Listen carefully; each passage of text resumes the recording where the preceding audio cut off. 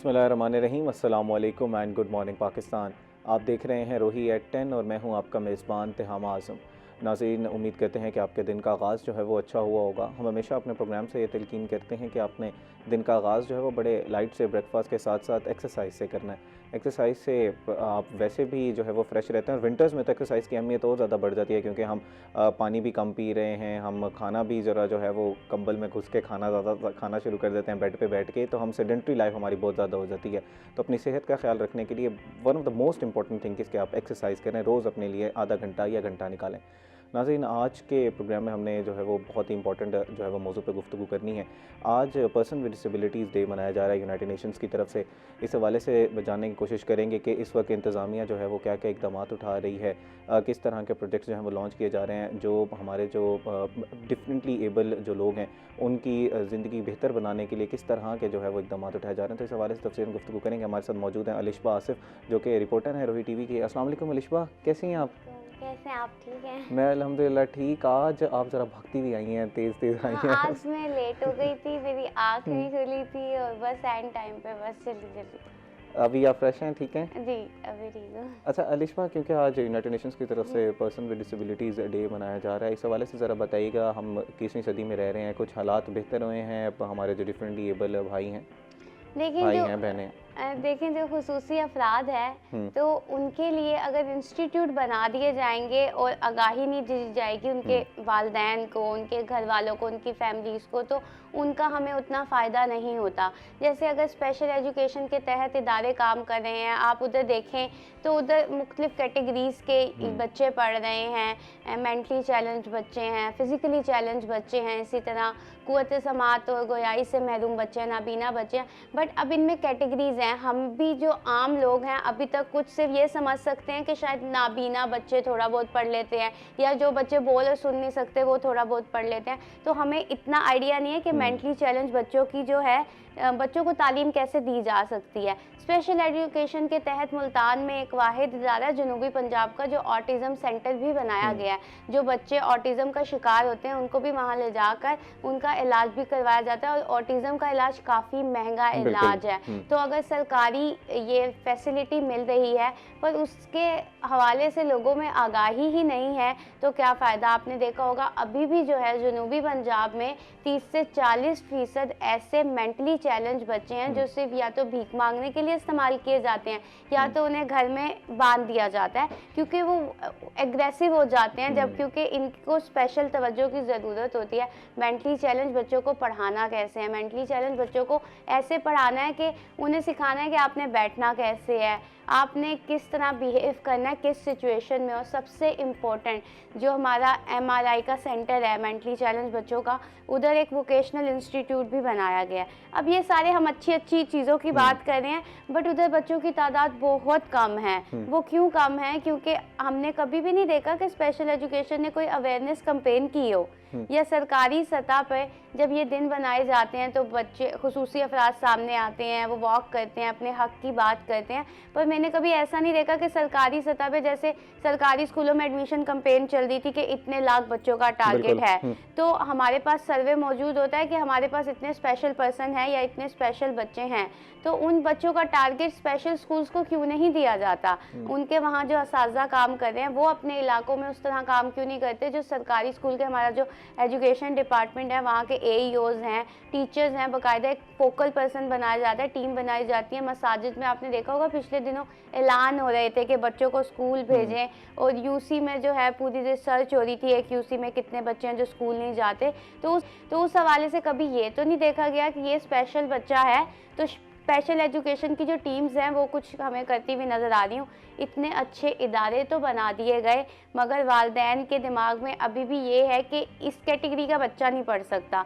Even के माजूर बच्चों को भी हम खुद देखते हैं कि भीख मांगने के लिए इस्तेमाल किया जाता है। जैसे आप अवेयरनेस कैंपेन्स की बात कर रही हैं, तो वहाँ पर क्या वसाइल की कमी है या लोग काम नहीं करना चाहते, वजह क्या होती है? अवेयरनेस कैंपेन्स तो हम देखते हैं गाय बगाए जो है वो टीवीज़ पे हमारे अपने चैनल पे भी चल रही होंगी या डिफरेंट चैनल्स पे भी चल रही होंगी, तो उसकी वजह क्या है? उस इदारे की तरफ से कैंपेन्स क्यों नहीं चलाई जाती? देखिए, मैंने इतने सालों में ये नोटिस किया है कि इदारे ने कभी भी ये इनिशिएट नहीं लिया कि हम कोई एडमिशन कैंपेन चला रहे हैं।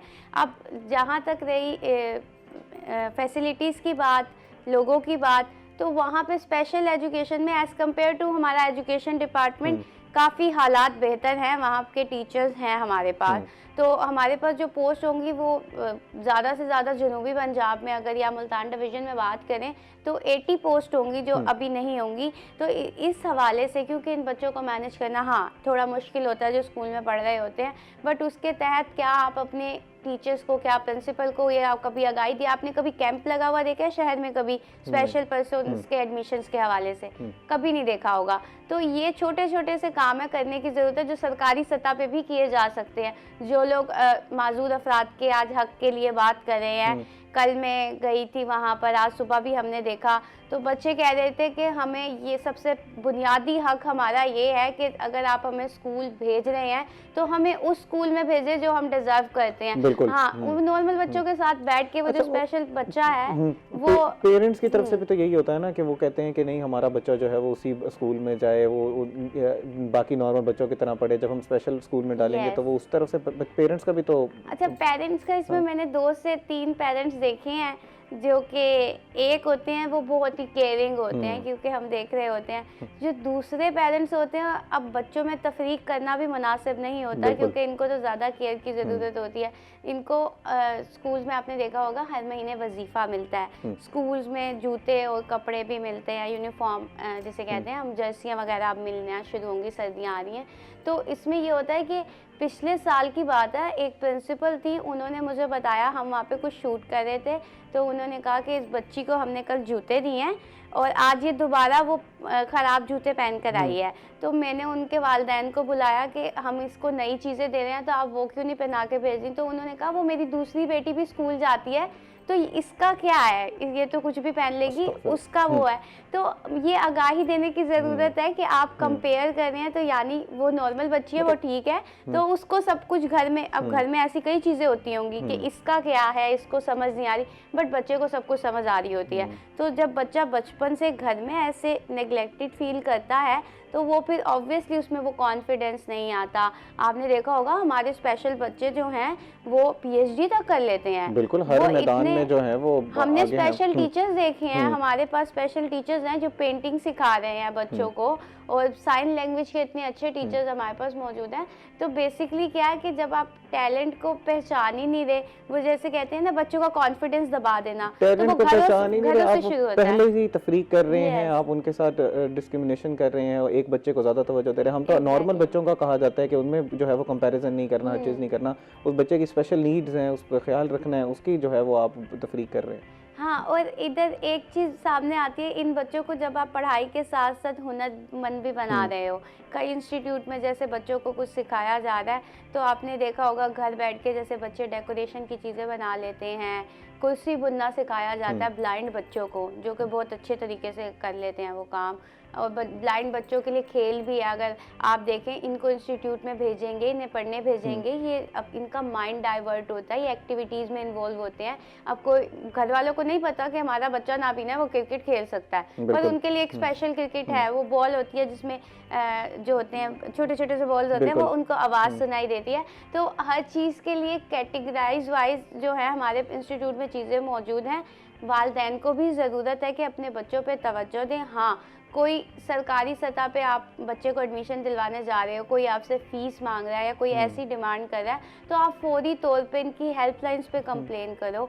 बच्चों का हकूक़ है, स्कूल की अब हम बात करें तो स्कूलों में किताबें भी होनी चाहिए। अगर बच्चे जा रहे हैं तो ब्रेल किताबों का मसला हल नहीं हुआ। मुल्तान बोर्ड आज तक बच्चों को ब्रेल में लिखने का ऑप्शन नहीं देता, जबकि उन्हें स्कूलों में ब्रेल से पढ़ना लिखना सिखाया जाता है। मुल्तान बोर्ड के हमारा जो लाहौर बोर्ड है ऑप्शन देता है, पर मुल्तान बोर्ड में ये ऑप्शन अवेलेबल नहीं है। राइटर होता है साथ, बच्चे को अपनी सतह पे ब्रेल पे लिखने के ब्रेल पेपर ही नहीं है उनके पास, तो वो कैसे लिखने देंगे। तो और उनका जो सेंटर है वो भी दूसरे बच्चों के साथ बनाया जाता है, जिसकी वजह से ना सिर्फ वो डिस्टर्ब होते हैं बल्कि और बच्चे भी डिस्टर्ब होते हैं। तो वो यही डिमांड करते हैं, जब हमें लिखना पढ़ना ब्रेल की सूरत में सिखाया जा रहा है, वो तो उनकी एक लर्निंग है, तो हमें पेपर भी उसी में करना चाहिए। अब राइटर के लिए भी उन्हें काफ़ी मसाइल होते हैं। पिछले साल भी देखा 9th के पेपर हो रहे थे, बीच में एक बच्चा जो था राइटर वो चला गया, तो दूसरे बच्चे को कितना प्रॉब्लम हुई कि 3 पेपर उसने उस राइटर के साथ दिए और चौथे पेपर में उसका राइटर चेंज हो गया। तो राइटर के साथ हाँ, आपके पास ऑप्शन अवेलेबल होना चाहिए, जो बच्चा कंफर्टेबल है वो राइटर के साथ पेपर दे ले।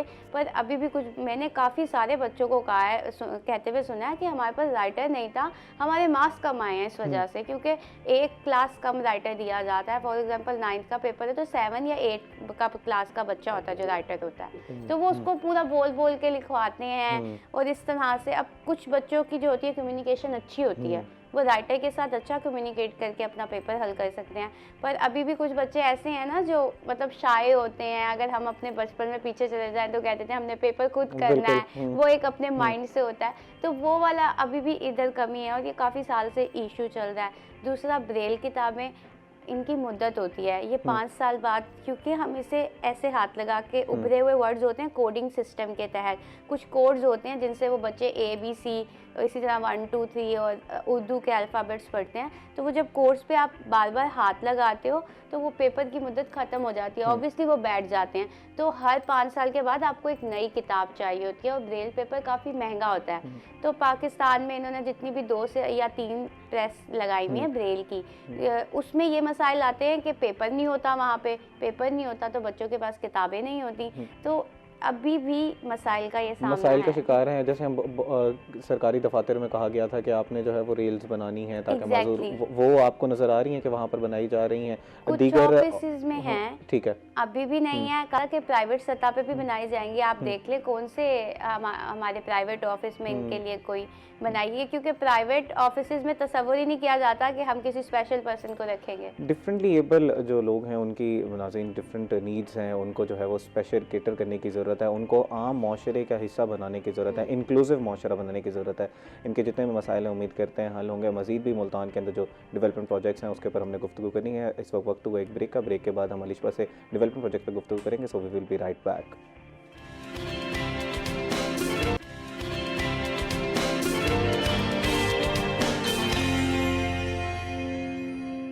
वेलकम बैक नाज़रीन। ब्रेक से पहले हम बात कर रहे थे जो डिफरेंटली एबल हमारे जो भाई हैं बहनें हैं उनकी जो नीड्स हैं उनको किस तरह केटर जो है वो किया जा सकता है। सरकारी सतह पर किन किन जगह पे जो है वो लैप्सेस हैं, बहुत अच्छे काम किए जा रहे हैं लेकिन अभी भी कुछ जगह पे लैप्सेस हैं, उनको जो है वो फिल करने की ज़रूरत है। नाज़रीन, मुल्तान में अगर हम डेवलपमेंट प्रोजेक्ट्स की बात करें तो पूरे मुल्तान में जो है वो तज़ीन और आइश का काम जारी है।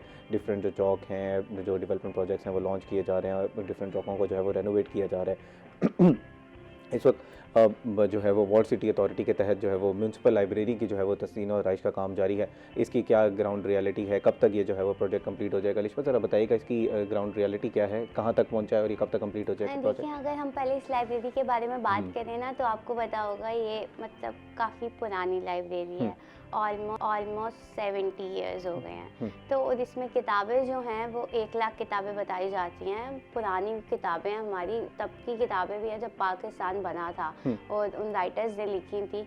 पर आपने देखा होगा कि पहले जाके अगर आपने लाइब्रेरी का विजिट किया तो लोग आना बंद हो गए थे।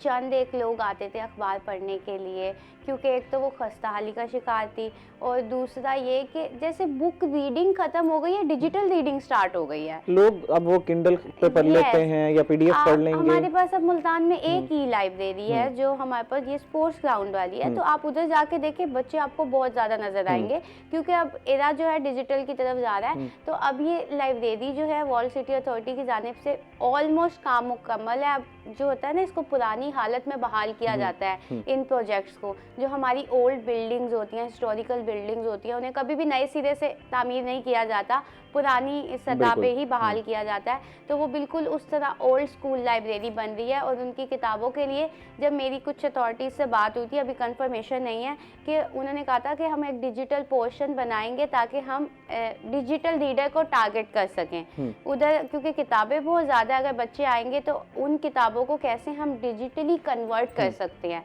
बहुत पुरानी किताबें, हमारा असासा है, हिस्ट्री है हमारी। बिल्कुल, अगर ये कदम उठाया जा रहा है कि पुरानी किताबों को डिजिटलाइज किया जा रहा है, it is a very big step. और ये हमारे उसके लिए असासा है हमारे लिए।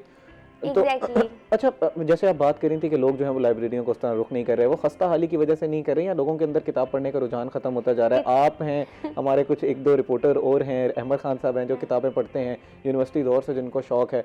लोगों के अंदर ये वाला ख़त्म क्यों होता जा रहा है, किताब पढ़ने का शौक़ क्यों ख़त्म होता जा रहा है? जो मैंने ऑब्जर्व किया है ना, अभी भी मेरे सर्कल में जो लोग हैं जो नॉवल पढ़ा करते थे, तो मैंने कुछ देखा जो मेरी फेलोज हैं वो डिजिटल नॉवल पढ़ रही हैं। तो इसीलिए लोगों को एक अवेलेबल चीज़ मिल रही है कि वो डिजिटली उनके पास मौजूद है, तो वो उससे पढ़े। और दूसरा, किताब की अगर बात की जाए डिजिटली भी और वैसे भी किताब पढ़ने का रुझान कम हो रहा है, क्योंकि उसके लिए हमारे पास वो माहौल नहीं है। हमारी जो न्यू जनरेशन है, हम भी हैं इवन के, वो 30 सेकंड की रील देख लेंगे क्योंकि हमारा माइंडसेट ऐसा हो गया, जल्दी जल्दी सब कुछ करना है। आप अपने आप को भी ऑब्जर्व करूं, मैं अपनी बात करूं तो मैं कहती हूँ ये काम जल्दी से हो जाए। मतलब ये वाली पर्सनैलिटी ट्रेट डेवलप हो गया है, क्योंकि आप कभी ट्रेनिंग नहीं दी गई उस तरह से, बच्चों को ग्रूम नहीं किया गया, यूनिवर्सिटीज़ में कहा नहीं गया कि जाओ लाइब्रेरी में जाकर रिसर्च करो, ये करके लाओ। बच्चे जाते हैं, चैट जीपीटी आ गया है, तो वो बहुत सारे जो हमारे पास फैक्टर्स है ना, वो इस वक्त बच्चों के लिए मौजूद है। पर अभी भी जो बुक रीडर है, चाहे वो कम हो, 10% बुक रीडर हो, आप उसको किताब पढ़ते हुए देखेंगे। बिल्कुल, किताब पढ़ते हुए देखेंगे। वो मूवीज़ या सीजन से ज़्यादा उस नॉवल को एंजॉय करेगा, उस किताब को एंजॉय करेगा। अच्छा, ये म्युनिसिपल लाइब्रेरी का बताइएगा, ये किस जगह पे मौजूद है, और इस वक्त अगर मैं जाना चाहूँ या कोई और जाना चाहे तो वो जा सकता है कि अभी क्लोज्ड है? नहीं, अभी क्लोज्ड है। दिसंबर के एंड में इसकी ओपनिंग होगी। ये किले पे मौजूद है। किले पे जब आप जाते हो तो उसके राइट साइड पे जब आप टर्न करते हो तो एक लाइब्रेरी है, ऊपर लिखा हुआ भी है। तो जो हमारे पास जो टूरिस्ट आते हैं ना, तो वो भी इस लाइब्रेरी का विजिट ज़रूर करते हैं। जो आपने देखा होगा बाहर से लोग आते हैं, हमने ज़्यादातर उनको वो किताबें पढ़ते और देखते हुए देखा है कि वो जो नक्शे हैं वहाँ पे मौजूद, क्योंकि वो काफ़ी, मैंने जैसे आपको बताया कि पुराने हैं। तो वहाँ पे अब देखें, इसकी पूरी लाइब्रेरी को पुरानी हालत में बहाल किया गया। नीचे वो लाल ईंटें लगाई गई हैं, उसी तरह पुराना उसका फर्श, और जैसे पुराना उनकी टाइल्स थी उसी तरह से उसको रेनोवेट किया गया। इसी तरह मुल्तान का जो म्यूज़ियम है, मुल्तान में पहला म्यूज़ियम बनाया जा रहा है, और घंटा घर का ये प्रोजेक्ट था 225 मिलियन का, जो ऑलमोस्ट कंप्लीट हो गया। बिल्डिंग की हम बात करते थे कि बिल्डिंग नहीं बन रही, ये मसला है। उधर वॉशरूम्स तोड़ के नए बनाए गए हैं, और उधर जो म्यूज़ियम बनाया जा रहा है ऊपर, अगर अब आप जाके देखें तो आर्ट एंड क्राफ्ट का काम किया गया है। और आर्ट एंड क्राफ्ट का काम ऐसे किया गया कि मुल्तान की जो सकाफत है उसमें प्रेजेंट हो रही है। ब्लू पॉटरी और वो सारा उन्होंने दिखाया हुआ, और उसमें सारी चीज़ें जो है, हमारे जो आर्टिस्ट थे, जो उनके पास ऑब्वियसली अभी तक कोई जगह नहीं है, क्योंकि उन्होंने कहा था कि जब ये म्यूज़ियम बनेगा तो ये यहाँ पे अपनी चीज़ों की नुमाइश कराएंगे। हमारा जो क्राफ्ट बाजार बेसिकली कहलाता था, किले पे होता था, तो उसको वहाँ पे शिफ्ट करके, यानी वो जो आर्टिस्ट हैं जो सालों से नस्लों दर नस्लों काम कर रहे हैं, उनको वहाँ पे बिठाया जाएगा। अभी भी लोगों को नहीं पता। मैंने थोड़े दिन पहले एक पैकेज बनाया था, ओकेर साजी, तो लोगों को पता ही नहीं ओकेर साजी क्या होती है। मुझे भी नहीं पता क्या होती है। ओकेर साजी बेसिकली ये होती है, वो पेपर वर्क होता है, जो पेपर से आपने कार्ड्स देखे होंगे, कार्ड्स पे वो जो, अब अगर उसे आम लफ्जों में कहें, जो उभरे हुई सतह पे वो डिजाइन्स बने होते हैं। तो उकेर साजी किस किस चीज पे हो सकती है, सिवाय लकड़ी के, वो हर चीज पे हो सकती है। अब उसको वो लोग कितनी खूबसूरती से खुस्सों पे करते हैं, पेपर पे करते हैं, कपड़े पे करते हैं। तो वो हमारी जो न्यू जनरेशन है, वो खास तौर पे उनके पास स्टूडेंट्स होने चाहिए। हमारे पास मुल्तान में, अगर हमारा जो सिटी है बहुत कल्चरली रिच है, बिल्कुल one of the oldest city है, oldest city of South Asia है। हमारे पास कुछ ऐसा सब्जेक्ट या कुछ ऐसी चीज़ होनी चाहिए जो पढ़ाई जाए बच्चों को। इवन के चले आप एक सब्जेक्ट इंट्रोड्यूस नहीं करवा रहे, मैंने काफ़ी साल पहले सुना था BZU ये इनिशिएट लेगा कि एक प्रोग्राम लॉन्च करवाएगा, पर अभी तक उसका कुछ अता पता नहीं है। आप ये लॉन्च नहीं करवा रहे, बट एटलीस्ट आप कोई ऐसे कोर्सेज लॉन्च करवा दो सरकारी सतह पे, प्राइवेट सतह पे हो रहे होंगे ये ब्लू पोट्री के एंड ऑल दैट, जो बच्चे सीख सके। हमारी जो न्यू जनरेशन है वो भी इस काम में आगे बढ़ सके, क्योंकि इन लोगों ने जो है बाहर जाके अवार्ड्स लिए हुए हैं, नेशनल इंटरनेशनल अवार्ड्स। बिल्कुल, इसके ऊपर काम करने की ज़रूरत है। इसके अलावा आप एजुकेशन के, बच्चों के एजुकेशन के हवाले से बात करिए। कुछ स्कूल्स में जो है वो आपने खबर भी ब्रेक की कि कुछ साइंसी मॉडल्स की नुमाइश की जा रही है, उसकी क्या तफसीलात हैं? साइंसी मॉडल की नुमाइश जो है, बेसिकली स्टीम प्रोजेक्ट चल रहा है पूरे पंजाब में। उसमें जो है बच्चे उन चीज़ों से वो प्रोजेक्ट बनाते हैं जो इस्तेमाल नहीं होने वाली होती, या कम, जैसे पेपर हो गया, जो कम खर्चे में इस्तेमाल हो।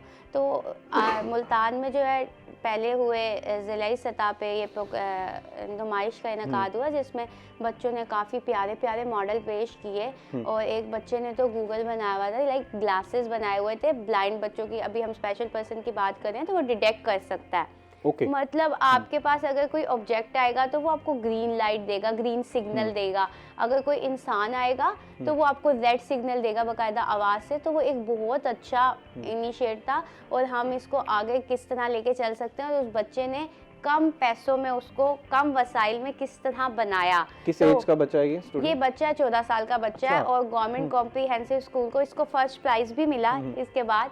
और सेकंड हमने देखा कि एक बच्ची ने जो है बहुत ही प्यारा ग्रीन हाउस सिस्टम बनाया था। अब ये क्या है, ये सारे बच्चे ना ये किताबों में चीज़ें पढ़ते हैं, तो जब हम प्रैक्टिकल सतह की बात करते हैं तो खासतौर पर सरकारी स्कूलों में ये हो रहा है, तो एक अच्छा इनिशिएटिव है।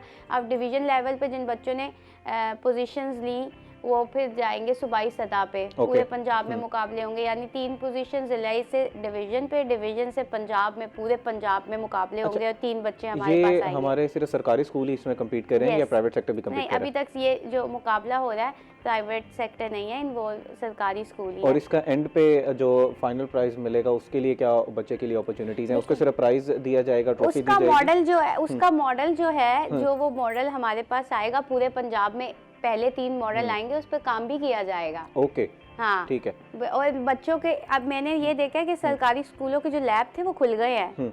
आप ये आपका एक बड़ा शिकवा था कि लैब्स नहीं है, लैब बना देते हैं, बंद कर देते हैं। तो वो देखा, वो जब कंपटीशन होता है ना, असातिज़ा भी एक्साइटेड होते हैं कि हमारा स्कूल प्रेजेंट हो रहा है, हमारे बच्चे प्रेजेंट हो रहे हैं, बच्चे भी एक्साइटेड होते हैं यार मैंने इनाम लेना है। तो वो उस सतह पे हमने देखा कि काफ़ी ज़्यादा एक्सपेरिमेंट हुए, चीज़ें मतलब लैब में बच्चों का जाने का खुद का दिल भी किया, रुझान बढ़ा। तो ये वाली एक बहुत अच्छी जैसे आप बता रही हैं कि दोबारा रीबिल्ड की जा रही हैं चीज़ें, वेस्ट को इस्तेमाल करके जो है वो प्रोजेक्ट्स बनाए जा रहे हैं, तो ये क्लाइमेट चेंज के हवाले से बच्चे किताबों में पढ़ते होंगे, तो कि आपने उसको किस तरह बच्चों को आप पढ़ा रहे हैं क्लाइमेट चेंज आ रहा है, बहुत मुश्किल हो रही है, बच्चों को पता ही नहीं क्लाइमेट चेंज क्या होता है, तो क्या ही फ़ायदा है। तो अभी जो है स्कूलों में जैसे ग्रीन एंड क्लीन कैंपेन चल रही है, उसमें किसी बच्चे को खुद इन्वॉल्व करना, किसी बच्चे से खुद पौधा लगवाना, इट मीन्स उसको पता चल रहा है कि यार ये क्या है, इसकी अहमियत क्या है, वो सोचेगा तो एटलीस्ट वो घर में जाके भी वही काम करेगा। तो अभी स्मोक का हम देख रहे हैं, तो स्मोक के लिए बच्चों को अवेयरनेस जैसे दी जा रही है, तो ये जो सारी चीज़ें हैं ना आपके घर से, आपके स्कूल से स्टार्ट होती हैं और जिसको हमें देखने की ज़रूरत है। हम यूनिवर्सिटी के कोर्स की बात कर रहे थे, मैं मेंशन करना चाहूँगी कि इधर आज स्पेशल पर्सन्स का आलमी दिन हम मना रहे हैं, पर इस साल BZU में कोई भी जो कोर्स है मुतारिफ नहीं करवाया गया। जो स्पेशल एजुकेशन का एक कोर्स होता है, ग्रेजुएशन का, बच्चे कम थे, तो कल वो जो स्टूडेंट था बात कर रहा था, उनको डिफरेंट कोर्सेज में मर्ज किया गया, उन्हें कहा गया आप इधर एडमिशन ले लो क्योंकि हमारे पास बच्चे पूरे नहीं हैं। तो मतलब इस साल हमारे पास जो स्पेशल पर्सन है वो उनकी स्पेशल एजुकेशन की डिग्री नहीं है, 12 बच्चे होना जरूरी 12 बच्चे होना जरूरी होते हैं और इनके पास 12 बच्चे नहीं आए, तो उसकी वजह से उनको जो है वो डिफरेंट क्लासेस में, डिफरेंट कोर्सेज में जो है वो उनको कहा गया कि आप ऑप्शन दिया कि आप डिफरेंट कोर्सेज में चले जाए, बट ऐसे नहीं। अगर मैं स्पेशल एजुकेशन में ही मास्टर्स या ग्रेजुएशन करना चाह रही हूँ तो व्हाई नॉट, मुझे वो फैसिलिटी मिलनी चाहिए। और स्पेशल एजुकेशन की तो नेशनली भी काफी ज्यादा डिमांड में है और इंटरनेशनली भी उसको काफी ज्यादा जो है उस डिग्री की डिमांड है। सबसे बड़ी यूनिवर्सिटी है, दरसगाह है, और वहाँ पर स्पेशल एजुकेशन का कोर्स ही नहीं है इस साल, नहीं है कोर्स, जो कि बड़ी दुख की बात है। आज हम उनके हकूक की बात करें तो ये मेंशन करना भी ज़रूरी है।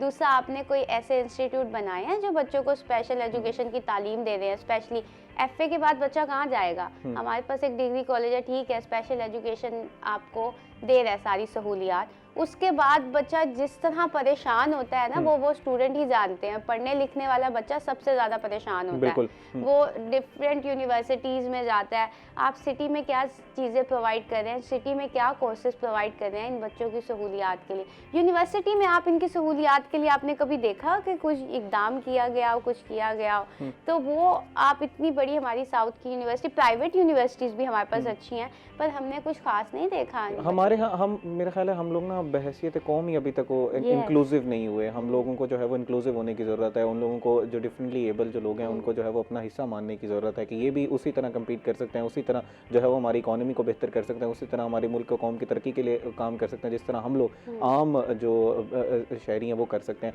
इनको भी आम शहरी तस्वर करने की ज़रूरत है। एग्जैक्टली। आपने देखा होगा जब हम ट्रांस की स्कूल सबसे पहला मुल्तान से स्टार्ट हुआ था, मुराद रास ने स्टार्ट किया था, पहला स्कूल ही मुल्तान से ट्रांस के लिए स्टार्ट हुआ, तो वो सारे कह रहे थे नहीं ये स्कूल जो है बंद हो जाएगा, ये नहीं पढ़ने आएंगे। आज उसी स्कूल के बच्चे जो है ग्रेजुएशन कर रहे हैं, बिल्कुल। एमफिल में एडमिशन लिया है, मलेशिया से उनके जो बच्चे हैं स्कॉलरशिप लेके पढ़ रहे हैं। तो और वो मैंने देखा है कि वो जब पहले स्कूल जाते थे तो काफ़ी ऑड लगता था स्कूल के बच्चों को, हालांकि उनकी टाइमिंग्स और हैं, टीचर्स को।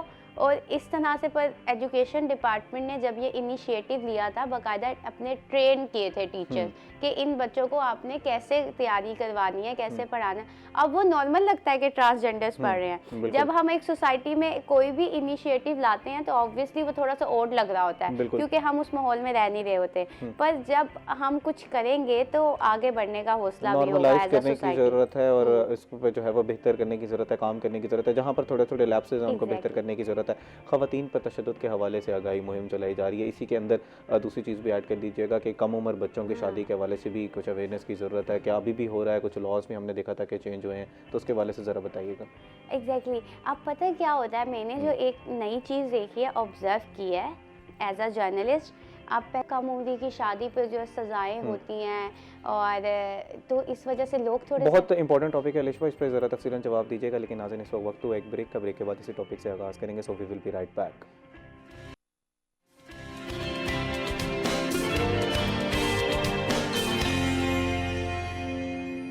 वेलकम बैक नाज़रीन। ब्रेक से पहले हम बात कर रहे थे पर्सन विद डिसेबिलिटीज़ के हवाले से।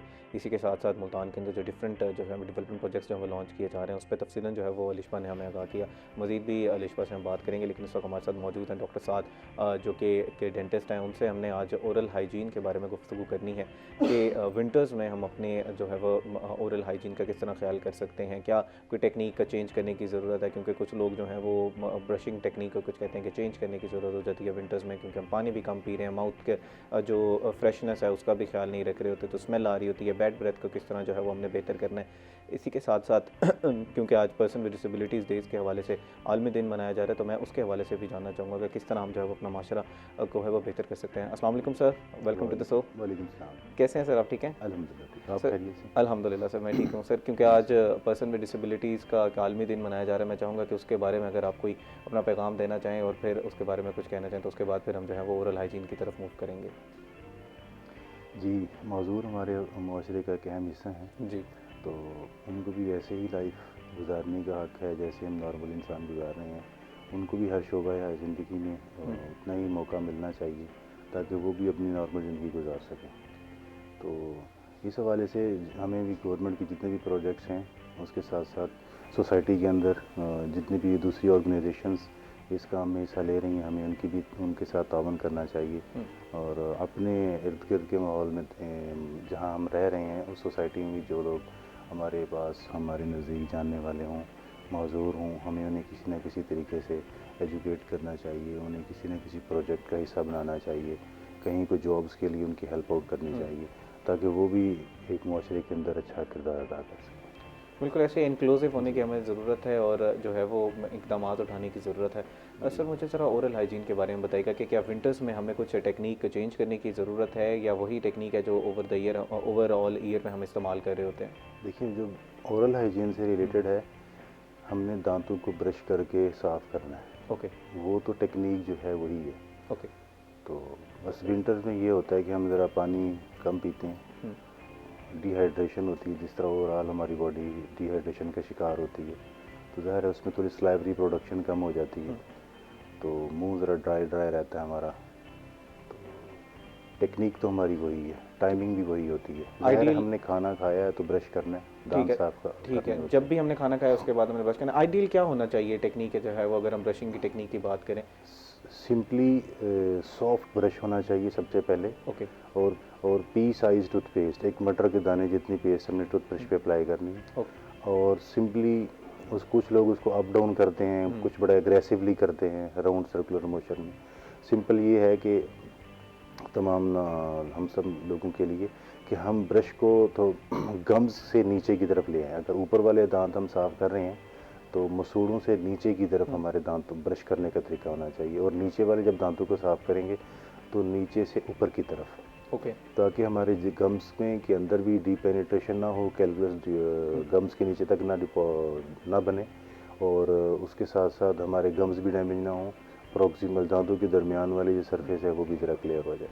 अच्छा, कितने टाइम करना चाहिए दिन में ब्रशिंग जो है हमें?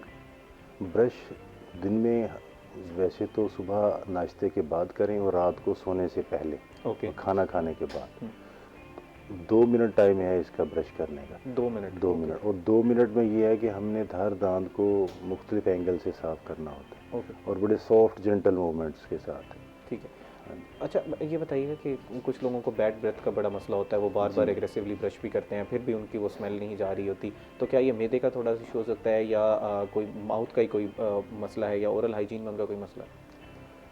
मैदे का इशू डेफिनेटली भी होता है, लेकिन नॉर्मली हम लोग ब्रश ठीक तरीके से करते नहीं हैं। ओके। उसकी वजह से हमारे मसूड़े गम्स जिसको हम कहते हैं वो ख़राब हो जाते हैं, उनकी इन्फ्लेमेशन हो जाती है, फिर उसमें से ब्लीडिंग भी होती है और एक बैड ऑडर भी फील हो रहा होता है। ठीक है। दूसरा, हम फ्लॉसिंग नहीं करते, दांतों के दरमियानी सरफेस को धागे से साफ़ नहीं करते, जिसकी वजह से जितने भी हमारे फूड पार्टिकल्स होते हैं, फाइबर फूड स्पेशली, वो वहाँ रुके रहते हैं, जिनको हम साफ़ नहीं कर पाते, और उसके नतीजे में काफ़ी जो है बैड ब्रेथ होता है।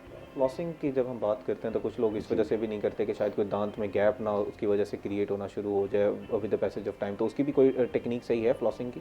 फ्लॉसिंग देखें, आजकल मार्केट में बड़े अच्छे अच्छे इजी हैंडल के साथ मौजूद हैं, और फ्लॉसिंग से गैप क्रिएट नहीं होता। ओके। फ्लॉस करने से तो हम दांत को महफूज बनाते हैं, जो प्रोक्सिमल एरियाज दांतों की दरमियानी सरफेसेस होती हैं वो क्लियर होती हैं। ठीक है डॉक्टर, हमने टंग क्लीनिंग के हवाले से भी गुफ्तगू करनी है, लेकिन इस वक्त हमारे साथ एक कॉलर लाइन पर मौजूद हैं। जी अस्सलाम वालेकुम, अपना नाम बताइएगा और अपना सवाल कीजिएगा। जी अस्सलाम वालेकुम ताहमा आजम, कैसे हैं आप? खैरियत से हैं? अल्हम्दुलिल्लाह दानियाल साहब, मैं ठीक हूँ। डॉक्टर साहब अस्सलाम वालेकुम आपको। इस्लाम। जी जी, फर्स्ट ऑफ ऑल तो जी मैं ये स्पेशल डे के हवाले से वो जो चिल्ड्रन या बड़े बुजुर्ग और या जवान है, हमारी बहनें बेटियां सब जो बीमार हैं, और उनको अल्लाह ताला ने एक स्पेशल तौर पे इसलिए भी दिया है कि अल्लाह ताला उनमें उनसे बढ़ के कोई और सलाहियत भी पैदा कर देता है। और ये जो स्पेशल लोग हैं, ये हमारे लिए माशरे में एक लेसन है, एक सबक है अल्लाह ताला की तरफ से कि इनका ख्याल रखो और शुक्र अदा करो कि अल्लाह ताला ने हमें आंख, नाक, कान, हाथ, पाँव दिए, सेहतमंद है, अल्लाह ने सोच दी है, डॉक्टर साहब हैं, तहामा है, हमें तो फिर उनके लिए अल्लाह ताला ने हमारे ऊपर एक फ़राइज़ की सूरत में डाल दिया है कि उनका जितना भी ख्याल रखें। मैं खुद सफ़र कर रहा हूँ, मेरी अपनी नवासी उसकी वो she is now only 11 months, तो वो कराची आगा खान में उसका इलाज हो रहा है, और उनके लिए दुआ करें। उनकी आई साइड का जी मसला हो गया, तो उसमें डायग्नोज हुआ जी कैंसर है। अब इतनी छोटी बच्ची है, उसका कीमो लग रहा है कि 3 महीने हुए जी, तो एक साइड पे तो आंख के चांसेस बहुत कम है और एक से नजर है। तो इसलिए मैं कहता हूँ कि ये जो दिन है, मैं अपने उन तमाम बहन भाइयों और बच्चों के साथ हूँ, और मेरी बहुत सी दुआएं कि अल्लाह ताला सबको सेहत के साथ रखे, सलामत रखे, और जो ऐसी कोई प्रॉब्लम्स हैं उनको अल्लाह ताला उनके जो लवाकिन, जो उनके जो रिश्तेदार, माँ बाप, बहन भाई हैं, उनको सब्र अल्लाह ताला दे, और ये इस मुश्किल औकात में सब्र आजमा होने के साथ साथ उस तकलीफ को अल्लाह ताला सबकी दूर करे, इंक्लूडिंग माय ग्रैंड डॉटर। आमीन आमीन। तो डॉक्टर साहब से मेरा सवाल दांतों के हवाले से ये होगा जी कि हमारी जो रूट्स दांतों में रह जाती हैं बड़ी एज में और पेन नहीं होता, हम भी उस वक्त डॉक्टर्स को दिखाते हैं जब पेन हो, कोई तकलीफ हो, तो क्या उनको रिप्लेस करना चाहिए या एज इट इज रहने दिया जाए? और ये भी बड़ी गफलत होती है कि हम रेगुलर टूथ ब्रश नहीं करते, और इसमें इस्लामिक तौर पे जो मिसवाक और टूथ ब्रश का अगर आप कंपैरिजन करें तो आप किसको सजेस्ट करेंगे जी? जी दानियाल साहब, आपके इस सवाल का जवाब जो है वो अब ब्रेक के बाद लेंगे, और अल्लाह ताला आपकी नवासी को जो है वो जल्द अज जल्द सेहत याब करो। जिस तरह आपने बात की कि हमारे माशरे में जो है वो हमने इंक्लूसिविटी पैदा करनी है, और जो डिफरेंटली एबल लोग हैं उनको अपने माशरे का जो है वो अहम हिस्सा समझने की ज़रूरत है। नाज़रीन, इसी के साथ वक्त हुआ एक ब्रेक का। ब्रेक के बाद हम जो है वो दानियाल साहब के सवाल का जवाब भी लेंगे, और हम जो ओरल हाइजीन पर गुफ्तगू करें तो वहीं से कंटिन्यू करेंगे। So we will be right back.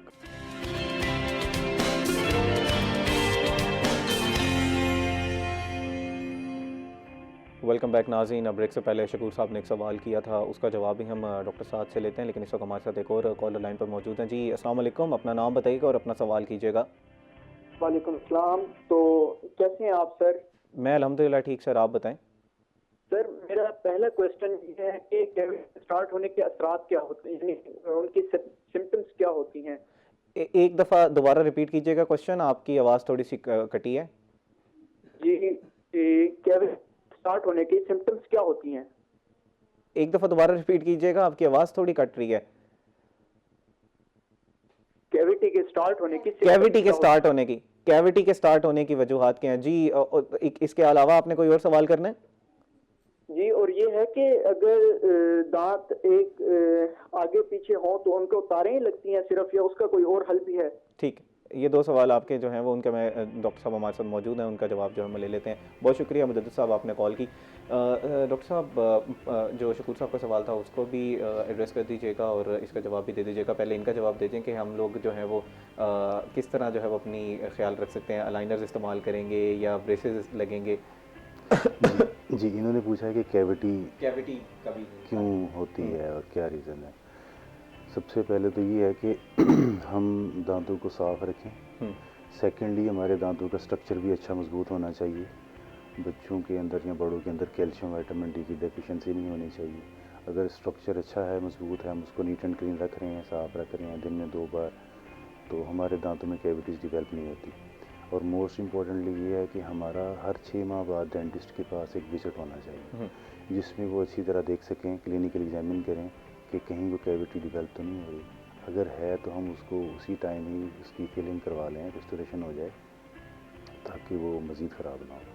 अच्छा डॉक्टर साहब, जैसे ये बताइएगा, इन्होंने अलाइनर्स की और ब्रेसेस की बात की, उसको ज़रा थोड़ा सा एक्सप्लेन करेंगे। और मेरा ज़ाती इसमें सवाल ये भी है कि कुछ लोग जो होते हैं उनको हॉलीवुड स्माइल की तरफ बड़ा क्रेज़ होता है कि हाँ वो किसी तरह अचीव कर लें, हमारे दांत बिल्कुल सीधे हो जाएं, तो वो फेक टूथ होते हैं या वाकई वो उतना अचीव किया जा सकता है?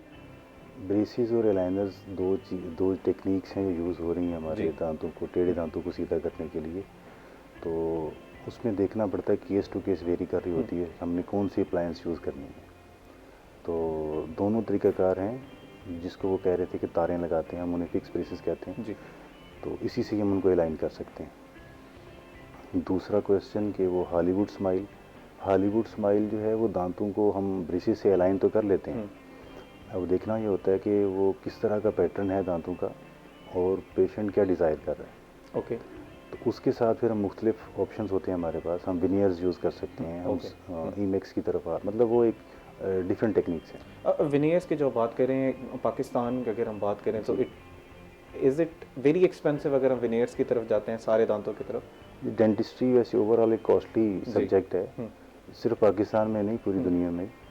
लेकिन एक ज़ाहिर है एक कॉस्मेटिक ट्रीटमेंट की तरफ हम चले जाते हैं। ओके, तो डेफिनेटली ये कॉस्टली।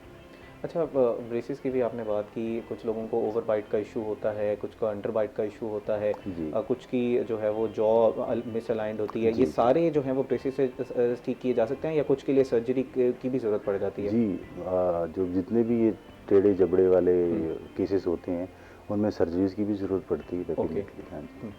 अगर हम पाकिस्तान की बात करें, जैसे हम सर्जरी की लोग जैसे सुनेंगे वो डर जाएंगे, लेकिन अब इस तरह की जो सर्जरी हैं इसको भी हम कॉस्मेटिक सर्जरी को ट्रीट करेंगे, या अगर किसी को खाने में ही बहुत ज़्यादा मसला हो रहा है, वो खा ही नहीं सक रहा, कुछ का मुंह ही नहीं ओपन होता, सर्जरी की बहुत ज़्यादा ज़रूरत पड़ जाती है, तो वो फिर कॉस्मेटिक सर्जरी में आ जाता है? देखिए, जो मुंह नहीं खुल रहा किसी भी वजह से, कि जॉ की प्रॉब्लम आ रहे हैं हमारे, तो वो तो हमारी कॉस्मेटिक सर्जरी नहीं होती। लेकिन ज़ाहिर है उसकी मुंह की जब ओपनिंग प्रॉपरली शुरू हो गई है तो उसके साथ साथ उसकी फेशियल एस्थेटिक को भी डील करना होता है। ठीक है, तो डेफिनेटली ये दोनों सब्जेक्ट ही आते हैं इसके। ठीक है अलिशा, हम लोगों के पास क्योंकि लास्ट बिल्कुल 30 सेकंड से मैं चाहूँगा वो जो आप कम उम्र की शादी की हम बात कर रहे थे और ख़वातीन के तशद्दुद के हवाले से अवेयरनेस की बात कर रहे थे, उसका भी जवाब दीजिएगा। बिल्कुल 30 सेकंड में अगर if you want to add something तो कह दीजिएगा। एक्चुअली मैं यही कहना चाहूँगी, क्योंकि हफ्तावार कंपेन चल रही है, तो हरासमेंट की अगर बात हो रही है तो डिजिटल हरासमेंट जो है हमारे दौर का सबसे बड़ा इशू है। उसकी अवेयरनेस कैसे देनी है, उसके लिए कंप्लेंट सेंटर हैं, उनके नंबर्स क्या हैं, स्कूलों में मौजूद होने चाहिए, तालीमी इदारों में मौजूद होने चाहिए। और ना सिर्फ ख़वातीन बल्कि हमारा जो दूसरा अपोजिट जेंडर है, मेल हजरात भी हैं, तो अगर वो भी उसका शिकार होते हैं तो उसके लिए भी सेशन देने ज़रूरी है। बहुत शुक्रिया Alisha for coming on the show. आप हमारे साथ मौजूद हैं। आज अपने बहुत ज़्यादा इन डिटेल डिस्कशन की, खासतौर पर पर्सन विद डिसेबिलिटीज़ के हवाले से हमने आपने बताया कि कहाँ कहाँ पर लैप्सेस की ज़रूरत है। नाज़रीन, डॉक्टर साद हमारे साथ मौजूद हैं। हम अभी इनसे ऑरल हाइजीन के ऊपर जो है वो गुफ्तगू करेंगे, लेकिन इस वक्त वो एक ब्रेक के बाद यहीं से बात को जो है वो कंटिन्यू करेंगे। So we will be right back.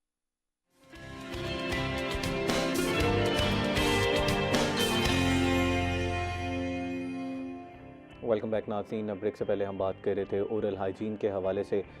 Shakoor साहब ने भी एक सवाल किया था रूट्स के हवाले से। मैं चाहूँगा साथ साहब पहले आप वो जो शकूर साहब का सवाल था उसका जवाब दे दें, उसके बाद जो हम ओरल हाइजीन पे बात कर रहे थे वहीं से बात को कंटिन्यू करते हैं। जी, शकूर साहब पूछ रहे थे कि जो दांत हमारे टूट जाते हैं उनकी रूट्स मुंह में रह जाती हैं। जी, तो डेफिनेटली अगर उनमें कोई प्रॉब्लम नहीं हो रहा, कोई इन्फेक्शन नहीं हो रहा, तो हमें उनको बेशक रहने देना चाहिए मुंह के अंदर ही। लेकिन साफ़ तो हम बाकी दांतों को कर रहे हैं, तो उनको भी डेफिनेटली उसी तरह ही साफ़ करेंगे, ओके ताकि वहाँ पे कोई हमारी ओरल हाइजीन बेहतर ना होने की वजह से कोई गम्स की डिजीज़ स्टार्ट ना हो। ओके। अच्छा जी जी, तो अगर बेहतर तो यही होता है कि जो रूट्स हमारी पड़ी हैं हम उन्हें निकलवा दें, और वहाँ पर हमें दूसरे दांत जो हैं आर्टिफिशियल दांत फिक्स फॉर्म में वो लगवाएं, हम इम्प्लांट करा लें, या हमारे एक कन्वेंशनल ब्रिज फिक्सेशन वाला सिस्टम है वो हम लगा लें, ओके। ताकि वो जो गैप है वो भी ख़त्म हो जाए और खाना चबाना हमारा आसान हो। अच्छा, इसके मुझे जब हम ब्रशिंग की टेक्निक की बात कर रहे थे, आपने बताया कि बड़ा सॉफ्ट ब्रश होना चाहिए, ऊपर से आपने नीचे आना है, और अगर नीचे के दांत साफ़ करें तो नीचे से ऊपर जाना है। इसमें टंग क्लीनिंग के बारे में बताइए कि वो कितनी ज़रूरी है, और नेचुरल कलर भी टीथ का बता देंगे। कुछ लोग जो हैं वो बहुत रगड़ रगड़ के साफ़ करते हैं ताकि बिल्कुल वाइट हो जाए। दांतों का कलर वाइट नहीं है naturally, okay off white shade है। ओके। दूसरा, हमारी पर्सनैलिटी के साथ मैच हो रहा होता है।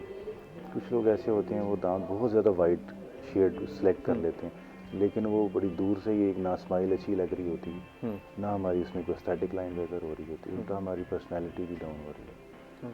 तो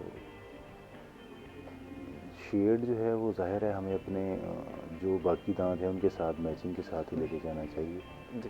तो डॉक्टर इसका जवाब दीजिएगा जो मैंने अपने टंग क्लीनिंग के हवाले से पूछा, लेकिन इस वक्त हमारे साथ एक कॉलर लाइन पर मौजूद हैं। जी अस्सलाम वालेकुम, अपना नाम बताइएगा और अपना सवाल कीजिएगा।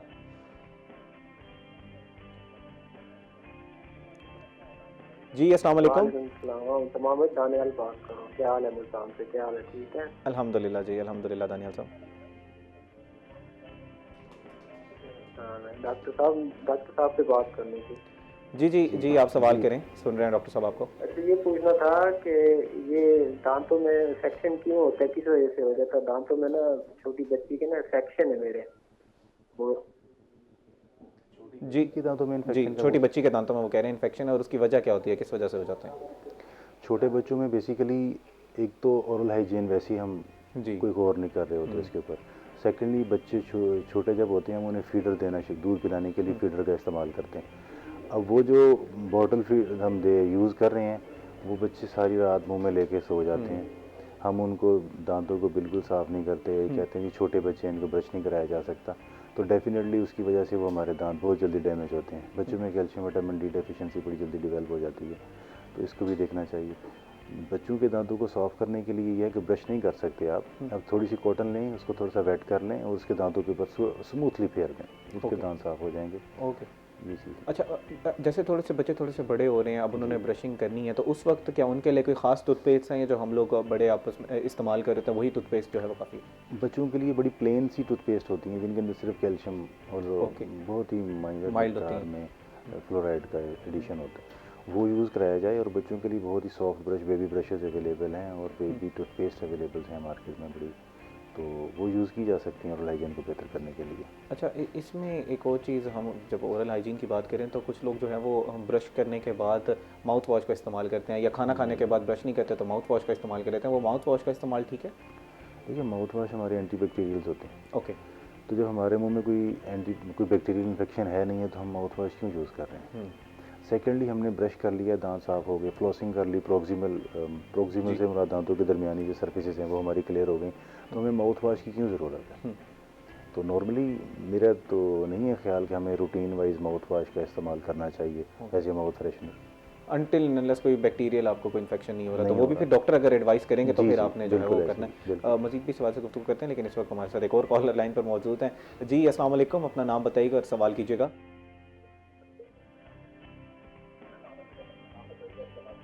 अस्सलाम वालेकुम अस्सलाम। सर गुजारिश ये है कि पीछे से टीवी की थोड़ी सी आवाज़ कम कर लें। बात कर रहा हूँ करोड़पता से। जी जी जी सर तहामा आजम साहब आप कैसे हैं? ठीक हैं? खैरियत हैं? अल्हम्दुलिल्लाह सर, अल्हम्दुलिल्लाह मैं ठीक हूँ। सवाल कीजिएगा। डॉक्टर साहब साहब आप भी ठीक हैं? खैरियत हैं सर? जी अल्हम्दुलिल्लाह भाई मैं ठीक हूँ। जी, सवाल क्या सर, करना मैंने चाहेंगे ना आप? अपने दांतों को जो है उनके जो फॉल होते हैं वो फिलअप करवाए थे। अब चाय पीता हूँ तो एक्स्ट्रा गर्म लगती है, अगर हम्म आइसक्रीम खाता हूँ तो ज़्यादा ठंडी लगती है। इसके लिए थोड़ा मशवरा दे दें तो मेहरबानी होगी जनाब की। ठीक। सेंसिटिविटी उनके दांतों की जो है थोड़ी जी सी इंक्रीज होगी हमें। जी वो बता रहे हैं कि उन्होंने कोई दांतों के ऊपर क्राउनिंग करवाई हुई जी। है और उसके बाद से सेंसिटिविटी उनकी ज़्यादा हो गई है। तो उसमें बात वहीं आ जाएगी कि क्लिनिकल एग्जामिन बहुत ज़रूरी है। ओके। नॉर्मली ये हो सकता है कि क्राउनिंग जो उन्होंने करवाई है वो शॉर्ट लेंथनिंग हो सकती है। ओके। कुछ प्रोक्सिमल स्पेसेस ऐसे रह जाती हैं जहाँ से जिनको वो कवर अप नहीं किया जाता, और उसके जो भी ये ले रहे हैं, आइसक्रीम ले रहे हैं या कुछ ठंडा ले रहे हैं, तो उसमें इन्हें फील होता है सेंसिटिविटी। डेफिनेटली इनको डेंटिस्ट के पास जाएंगे तो वही इनको वही proper बेहतर solution तरीके से जो है वो बता सकते हैं। क्योंकि डॉक्टर साहब बाकी पेस्ट जी। वगैरह या माउथ वॉश वगैरह से वो कुछ टाइम के लिए कुछ बेहतरी आ जाएगी, लेकिन अल्टीमेटली इन्हें हमें क्लिनिक पर विजिट करके ही इस प्रोसीजर को कंटिन्यू करना है। डॉक्टर साहब अगर आप अपना कोई लास्ट पैगाम देना चाहें ओरल हाइजीन के हवाले से तो बिल्कुल, क्योंकि हमारे प्रोग्राम के आखिरी 10 to 15 सेकंड्स हैं। जी बिल्कुल। ओरल हाइजीन सिर्फ ये नहीं कि दांतों को साफ रखें ऐसे कुछ है, हमारी ओवरऑल बॉडी के हर ऑर्गन के ऊपर इनका अच्छा इम्पैक्ट होता है। ओके। तो दांतों की सेहत, हमारे मुंह की सफाई ये बहुत ज़रूरी है। बहुत शुक्रिया डॉक्टर साहब, आज आप प्रोग्राम में तशरीफ़ लाएँ। हमने जो जितने भी मसाइल हैं उन पे जो है वो गुफ्तगू करने की कोशिश की। कुछ टॉपिक्स जो हमारे रह गए हैं, लेकिन उम्मीद करते हैं कि आपको हम जो है दोबारा प्रोग्राम में दावत देंगे और उसके ऊपर जो है तफसील में गुफ्तगू करेंगे। नाज़रीन, डॉक्टर साहब हमारे साथ मौजूद थे। इस वक्त हुआ एक ब्रेक का। ब्रेक के बाद हमारे साथ मज़ीद भी गेस्ट होंगे। So we will be right back.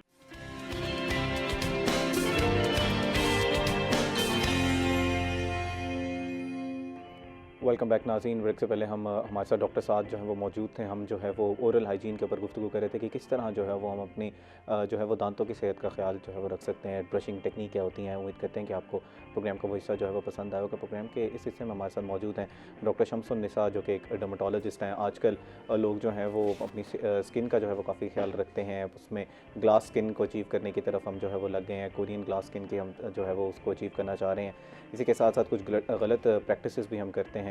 Mercury base creams का इस्तेमाल कर लेते हैं।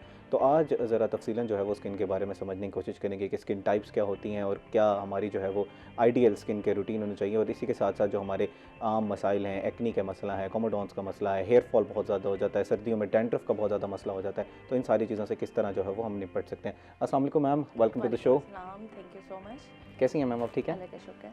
मैम, गुफ्तगू का आगाज़ बाकायदा करते हैं कि हम लोग पहले हमें ज़रा समझा दें कि स्किन की टाइप्स क्या होती हैं। हमारे यहाँ पास कुछ गेस्ट आए तो उन्होंने कहा कि स्किन की टाइप्स उस तरह हैं नहीं, हमारा जो इन्वायरमेंट होता है वही हमारी स्किन की जो है वो टाइप होती है। तो ज़रा एज एन एक्सपर्ट बताइएगा कि क्या स्किन टाइप्स वाकई होती हैं? बिल्कुल स्किन टाइप्स होती हैं, और अगर हम किताबी बात करें तो उसमें तो किताब में स्किन की टाइप 6 हैं जो कि पिगमेंट के ऊपर डिपेंड कर रही होती हैं। लेकिन हम अमूमन जो पाकिस्तान में इसको देख रहे होते हैं उसमें स्किन टाइप 3, 4 और 5 को हम डील कर रहे होते हैं, जो रिलेटिवली जिसमें पिगमेंट मौजूद होती है। बहुत जो लाइटर स्किन टाइप्स हैं, स्किन टाइप 1, 2, वो अमूमन पाकिस्तान में नहीं पाई जाती और इसको डिसाइड करती है हमारी पिगमेंट। लेकिन हमारे यहाँ जो हमारी जनरेशन फीमेल्स और टीनेजर्स जो स्किन को डिस्क्राइब कर रहे होते हैं वो टाइप डिस्क्राइब कर रहे होते हैं उसकी ड्राइनेस के हवाले से, या कितनी ऑयल प्रोन स्किन है, और बाज़ लोग कॉम्बिनेशन स्किन का कहते हैं। तो ये जो चीज़ है ये एनवायरमेंटल फैक्टर भी है, कुछ हार्मोनल फैक्टर भी इसमें इन्वॉल्व है। अदरवाइज पिगमेंट रिलेटेड हम ज़्यादा टाइप्स को डिस्क्राइब करते हैं। ओके, अब जैसे ये जो हम कॉमनली बात करते हैं ड्राई स्किन है या कॉम्बिनेशन स्किन है, ऑयली स्किन है, इसके हवाले से अगर आप कोई स्किन के रूटीन बताना चाहें उसके बाद हम जो है वो फिर अपने जो इश्यूज़ होते हैं उसके ऊपर जो है वो चलेंगे। देखिए इसमें ना सबसे इम्पॉर्टेंट बात जो जनरल रूल मैं सबको कहती होती हूँ वो ये है कि हमारी जनरेशन ने समझ लिया है कि जिसकी ऑयली स्किन है या एक्नी प्रोन स्किन है उन्होंने मॉइस्चराइज़र का इस्तेमाल नहीं करना। स्किन आपकी चाहे कॉम्बिनेशन है, चाहे ड्राई है, चाहे ऑयली है, स्किन को क्लींजिंग की, मॉइस्चराइजेशन की उतनी ही इक्वली ज़रूरत है जितनी कि ड्राई स्किन को ज़रूरत है।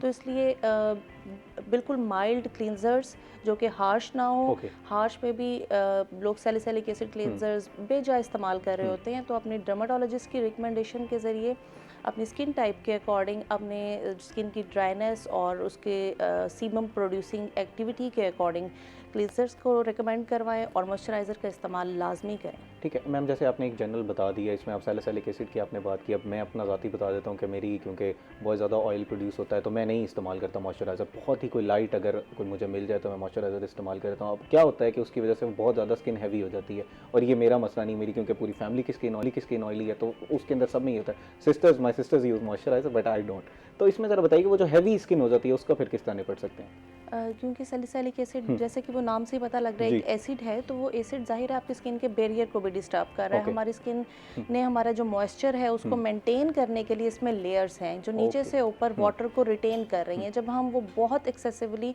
एसिड्स या एक्सफोलिएटिव्स के यूज़ से उस लेयर को उड़ा देते हैं तो फिर स्किन में आप हैवी भी फील करते हैं, टाइट फील करते हैं और उस पे फ्लेक्स भी नज़र आने लग जाते हैं। तो इसलिए मॉइस्चराइज़र का इस्तेमाल जैसे मैंने आपको बताया लाजमी है। उसमें हम पेशेंट की नीड के अकॉर्डिंग डिसाइड कर लेते हैं। कुछ बहुत ज़्यादा ऑयली होते हैं जो एक्नी प्रोन कर सकते हैं, कुछ माइल्ड होते हैं जो हम ऑयली स्किन वालों के लिए रेकमेंड करते और हैं। ये वही हमारा मसला हो रहा है ना, जो जनरली लोग जो जाते हैं ओवर द काउंटर कोई भी चीज़ ली, किसी को रिकमेंड किया, तो आप ज़रा ये भी बताइएगा कि समझ नहीं सकते कि हम इस मसले को कितना ज़्यादा फेस करें, क्योंकि हमारे पास यंग जनरेशन ही ज़्यादा आ रही होती है, फीमेल ज़्यादा आ रही होती हैं और वो घर बैठे उनका सारा टाइम यही काम है, ऑनलाइन फ्लां सीरम इतने सीरम गनवाती हैं कि हम हैरान हो जाते हैं। हमने बीइंग डर्माटोलॉजिस्ट भी कभी इतने सीरम अप्लाई नहीं किए। इस पे भी हम एक डिबेट करेंगे। इस पे डिबेट बहुत ज़्यादा लाजमी है। मैं चाहूँगा ज़रा आप बताएं कि कितना इंपॉर्टेंट है कि जो क्वालिफाइड पर्सन है आप लोगों के पास आके स्किन की टाइप को देखने के बाद जब आपको कोई चीज़ एडवाइस की जाएगी तो वो आपके लिए बनी है। अगर आप वैसे कोई चीज़ इस्तेमाल करते हैं तो जैसे आप मेरा बता रही हैं कि मैं बैरियर को अपने ख़राब कर दूंगा, तो कितना नुकसान हो सकता है स्किन का? देखिए मार्केट तो भरी पड़ी है प्रोडक्ट से, हज़ारों की नामों से सीरम्स मौजूद हैं, नियासिनामाइड है, रेटिनॉल है। हर प्रोडक्ट हर इंसान के लिए नहीं है। जैसे छोटी हाइट का बंदा बहुत ज़्यादा लॉन्ग ड्रेसेस नहीं पहनेगा और मोटा बंदा किसी स्मार्ट का सूट उठा के नहीं पहन लेगा, इसी तरह सीरम्स में भी ऐसे ही है। आपकी स्किन टाइप के मुताबिक डॉक्टर ने डिसाइड करना होता है। तो बेहतर ये है कि मार्केट में मौजूद हर चीज़ को अननेसेसरीली फेस पे अप्लाई ना करें। लोगों को नहीं पता होता, टीन एज की गर्ल्स होती हैं कि उनकी एक्नी प्रॉन स्किन है, वो हर तरह का सीरम, वाइटनिंग सीरम्स और नियासिनामाइड एक्सेसिव यूज़ कर रही हैं, रेटिनॉल एक्सेसिव यूज़ कर रही हैं। एक तो वही बात कि स्किन का बैरियर डिस्टर्ब होता है, दूसरी बात इनमें से बहुत सारी प्रोडक्ट्स जो होती हैं वो अच्छी क्वालिटी की नहीं होती है। ऑनलाइन मिलने वाली हर चीज़ ज़रूरी नहीं है कि वो अच्छी क्वालिटी की हो। और अहम बात यह है कि हम फेस को भी उतना ही इम्पॉर्टेंट कंसिडर करना चाहिए जितने हमारे बाकी तमाम ऑर्गन्स। ये बात मैं अक्सर कहती हूँ, जितना लंग इम्पॉर्टेंट है, जितना हार्ट इम्पॉर्टेंट है, जितनी किडनी की डिजीज़ इम्पॉर्टेंट है, आपकी स्किन भी उतनी ही इम्पॉर्टेंट है, क्योंकि ये एक प्रोटेक्शन है हमारे तमाम इंटरनल ऑर्गन्स की। तो जब हम इसको डिस्टर्ब कर देते हैं वो इनडायरेक्टली हमारी तमाम चीज़ों को मुतासिर कर रहा होता है, और जब हमारी तमाम इंटरनल चीज़ें मुतासिर होती हैं तो वो इनडायरेक्टली फेस पे आ रही होती हैं। तो सीरम्स के यूज़ में हर चीज़ तो आप ज़ाहिर अपने फेस पे नहीं लगाओगे, और किसने क्या लगाना है सिर्फ ये ही चीज़ डॉक्टर ने डिसाइड करनी होती है। Otherwise market is full of serums and so many other products. Ma'am हम विंटर्स में मौजूद हैं, विंटर्स में काफ़ी ज़्यादा एक शिकायत होती है कि हमारी स्किन जो है वो बहुत ज़्यादा डल होना शुरू हो गई है। फिर उसमें लोग जो है वो एक्सेसिव चीज़ों का इस्तेमाल करना शुरू कर देते हैं, मर्करी बेस्ड क्रीम्स का इस्तेमाल करना शुरू कर देते हैं। तो उसके बारे में बताइएगा कि विंटर्स में स्किन डल क्यों होना शुरू हो जाती है? कुछ लोगों को एक्नी का भी मसला होना शुरू हो जाता है, ख़ासतौर पर चीक्स वाली एरिया पे। तो बताइएगा विंटर्स का खास इस तरह क्यों होता है? मैंने आपको यही बताया कि मॉइस्चराइज़र ज़रूरी है। वो इसकी रीज़न यही है कि बाज़ लोगों की स्किन खुद से इतना इजीली एक्सफोलिएट नहीं हो रही होती है, जो डेड स्किन है वो रिटेन कर रही होती है। तो मॉइस्चराइज़र उसमें एक तो आपकी हेल्प करती है, अच्छा क्लींजर उसमें हेल्प करता है। और जब इस तरह के सीरम्स यूज़ कर लिए जाते हैं unnecessarily, like niacinamide serum, retinol serum, तो वो स्किन को मज़ीद ड्राई कर देते हैं। और वो जो ड्राइनेस है, वो फ्लेकीनेस जब बहुत ज़्यादा परसिस्टेंटली स्टे करती है तो वो पिगमेंटेड भी लग रही होती है और वो आपके स्किन को डल कर रही होती है। तो इसमें जेंटल एक्सफोलिएशन, जेंटल मॉइस्चराइजर्स और जेंटल क्लींजर्स रिक्वायर्ड होते हैं। हाइड्रेशन का बताइएगा कि वो कितनी ज़रूरी है आपकी स्किन के लिए, और पानी का इस्तेमाल क्योंकि जनरली विंटर्स में बहुत कम हो रहा है, तो उसका इम्पैक्ट भी आपकी स्किन पे पड़ता है? बिल्कुल उसका इम्पैक्ट पड़ता है। और आप विंटर के स्टार्ट होते ही आप देखेंगे अच्छी भली जिनकी सारा साल बड़ी अच्छी स्किन होती है, उन सर्दियों में आपको वो भी फील हो रहा होता है कि वो वेल हाइड्रेटेड नहीं है, तो आपको लगेगा कि उनकी स्किन रिंकल हो रही है। तो अपना हाइड्रेशन स्टेटस मेंटेन करना सर्दियों में भी उतना ही ज़रूरी है जितना कि गर्मियों में। और उसके अलावा स्किन की हाइड्रेशन का तो मैंने आपको बता ही दिया, उसमें कुछ हाइड्रेटिंग सीरम्स भी हैं और मॉइस्चराइजर्स भी हैं। अच्छा मैम ये बताइएगा कि जैसे आप बात कर रही हैं कि डिफरेंट प्रोडक्ट्स इस्तेमाल करने की वजह से स्किन के ऊपर जो है वो रिएक्शन भी हो सकता है, आपकी स्किन जो है वो ख़राब हो सकती है। कुछ लोग जो होते हैं वो डॉक्टर से एडवाइस होने के बाद भी इस्तेमाल करते हैं चीज़ें, तो लेकिन उनको सूट नहीं करती, उनको काफ़ी ज़्यादा मसाइल पेश आते हैं। तो वो कोमोडॉन्स की जिस तरह हम लोग बात कर रहे थे, मैंने अपने इंट्रोडक्शन में बताया, वो होना शुरू हो जाते हैं, एक्नी होना शुरू हो जाती है। तो उससे फिर किस तरह निपटा जा सकता है? एक्नी तो किसी को किसी भी चीज़ से हो जी। सकती है। देखें टीन एज में एक्नी बड़ी यूजुअल एक्नी है, लेकिन हम आजकल टीन एज की एक्नी से ज़्यादा एडल्ट ऑनसेट एक्नी को फेस कर रहे होते हैं। उसमें बॉयज़ भी इक्वली अफेक्टेड हैं, फीमेल्स तो हैं ही। और अगेन नंबर 1 फैक्टर उनके एनवायरमेंटल फैक्टर होता है, या फिर वो जो प्रोडक्ट्स वो यूज़ कर रहे होते हैं। तो हर प्रोडक्ट सेफ़ नहीं होती। मोस्ट ऑफ द प्रोडक्ट्स जो ऑनलाइन मंगवाई जा रही होती है वो कोमिडोजेनिक होती हैं। जी। तो एक तो लाजमी उसमें प्रोडक्ट पे पढ़ें कि वो नॉन कोमिडोजेनिक है, लिखे होने पे भी ज़रूरी नहीं है कि वो होगा। तो उसी के लिए ही आपने अपने डॉक्टर के पास जाना होता है कि वो आपको अच्छे ब्रांड्स, अच्छी फार्मास्यूटिकल प्रोडक्ट्स रिकमेंड करें जो आपकी स्किन के लिए सूटेबल हो। अदरवाइज़ आप इसी तरह एंड अप करेंगे फार्मूला क्रीम्स के यूज़ से, मर्करी से भरी हुई क्रीम्स जो जिनमें स्टीरॉइड भी होता है, तो उससे आपका एक्नी भी एग्रावेट हो रहा होता है। समटाइम्स एक्नी नहीं हो रहा होगा, उन क्रीम्स के यूज़ से कोमिडोन्स हो रहे होंगे। कोमिडोन्स की भी टाइप्स हैं, कुछ ओपन कोमिडोन्स हैं, कुछ क्लोज्ड कोमिडोन्स हैं। तो आपका जो ओपन कोमिडोन है उसको भी ट्रीट करना आसान है। जो क्लोज कोमिडोन का पेशेंट है वो it takes almost a year to treat मैं इट। अभी यही पूछना चाह रहा था कि जैसे एक्नी की हम बात कर रहे हैं, तो कुछ लोग जो हैं वो कहते हैं कि जल्द से जल्द हमें रिजल्ट्स मिलना शुरू हो जाएं, तो पर्सन टू पर्सन वेरी करता है। आप एक्नी की थोड़ी सी टाइप्स भी बता दें, और ये जो घरेलू टोटके इस्तेमाल करते हैं लोग के, वो क्या ठीक हैं, उसकी वजह से तो एग्रीवेट नहीं हो रही चीज़ें? एक्नी की जो टाइप्स है ना उसमें ये है कि जैसे मैंने आपको बताया कि जी। ये हम जो बेसिकली कैटेगराइज करते हैं वो टीनेज की एक्नी को और एडल्ट ऑनसेट एक्नी को। टीनेज की एक्नी अमूमन तौर पे जल्दी ट्रीट हो जाती है माइल्ड सी ट्रीटमेंट से। कोई एक्नी की टाइप्स के जो वो सनब्लॉक्स या एक्नी टाइप वाले फेस वॉशेस के यूज़ से या माइल्ड से टॉपिकल ट्रीटमेंट के साथ भी वो ठीक हो जाते हैं। लेकिन जब आपको लगे कि आपकी टीनेज की एक्नी बढ़ती जा रही है और वो उसमें स्कार्स छोड़ने का ख़तरा हो रहा है, ओके। तो ये वो टाइम है कि आपने अपना ट्रीटमेंट घरेलू टोटकों में नहीं करना, बल्कि आपने डर्माटोलॉजिस्ट से उसको ट्रीट कराना है। अब एडल्ट्स में बाज़ औक़ात हार्मोनल डिस्टर्बेंसेस, जो कि हार्मोन्स की भी एक बहुत लंबी लिस्ट है बॉडी की, ठीक है? हर हार्मोन आपको एक्नी नहीं करेगा। अब ये डॉक्टर को पता है कि आपकी हिस्ट्री के मुताबिक हमने कौन कौन सा हार्मोन का टेस्ट करवाना है। अननेसेसरी टेस्ट तो नहीं आप सारे जाके करा लेंगे। तो बेसिकली कंसल्टेशन का मकसद ये होता है कि हम डिसाइड करें कि आपकी हिस्ट्री में कौन सा हार्मोन हम सस्पेक्ट करें, हम उसका टेस्ट कराएंगे, उसके इलाज की ज़रूरत होगी तो करेंगे। अब जो फेस पे जो कुछ आ गया है, जो एक्नी आ गई है या उसकी पिगमेंटेशन आ गई है, उसका स्कार आ गया, उसको ट्रीट करना डर्माटोलॉजिस्ट का काम है। लेकिन हार्मोन रिलेटेड कोई इशू होगा फिर ये मल्टीडिसिप्लिनरी अप्रोच हो सकती है।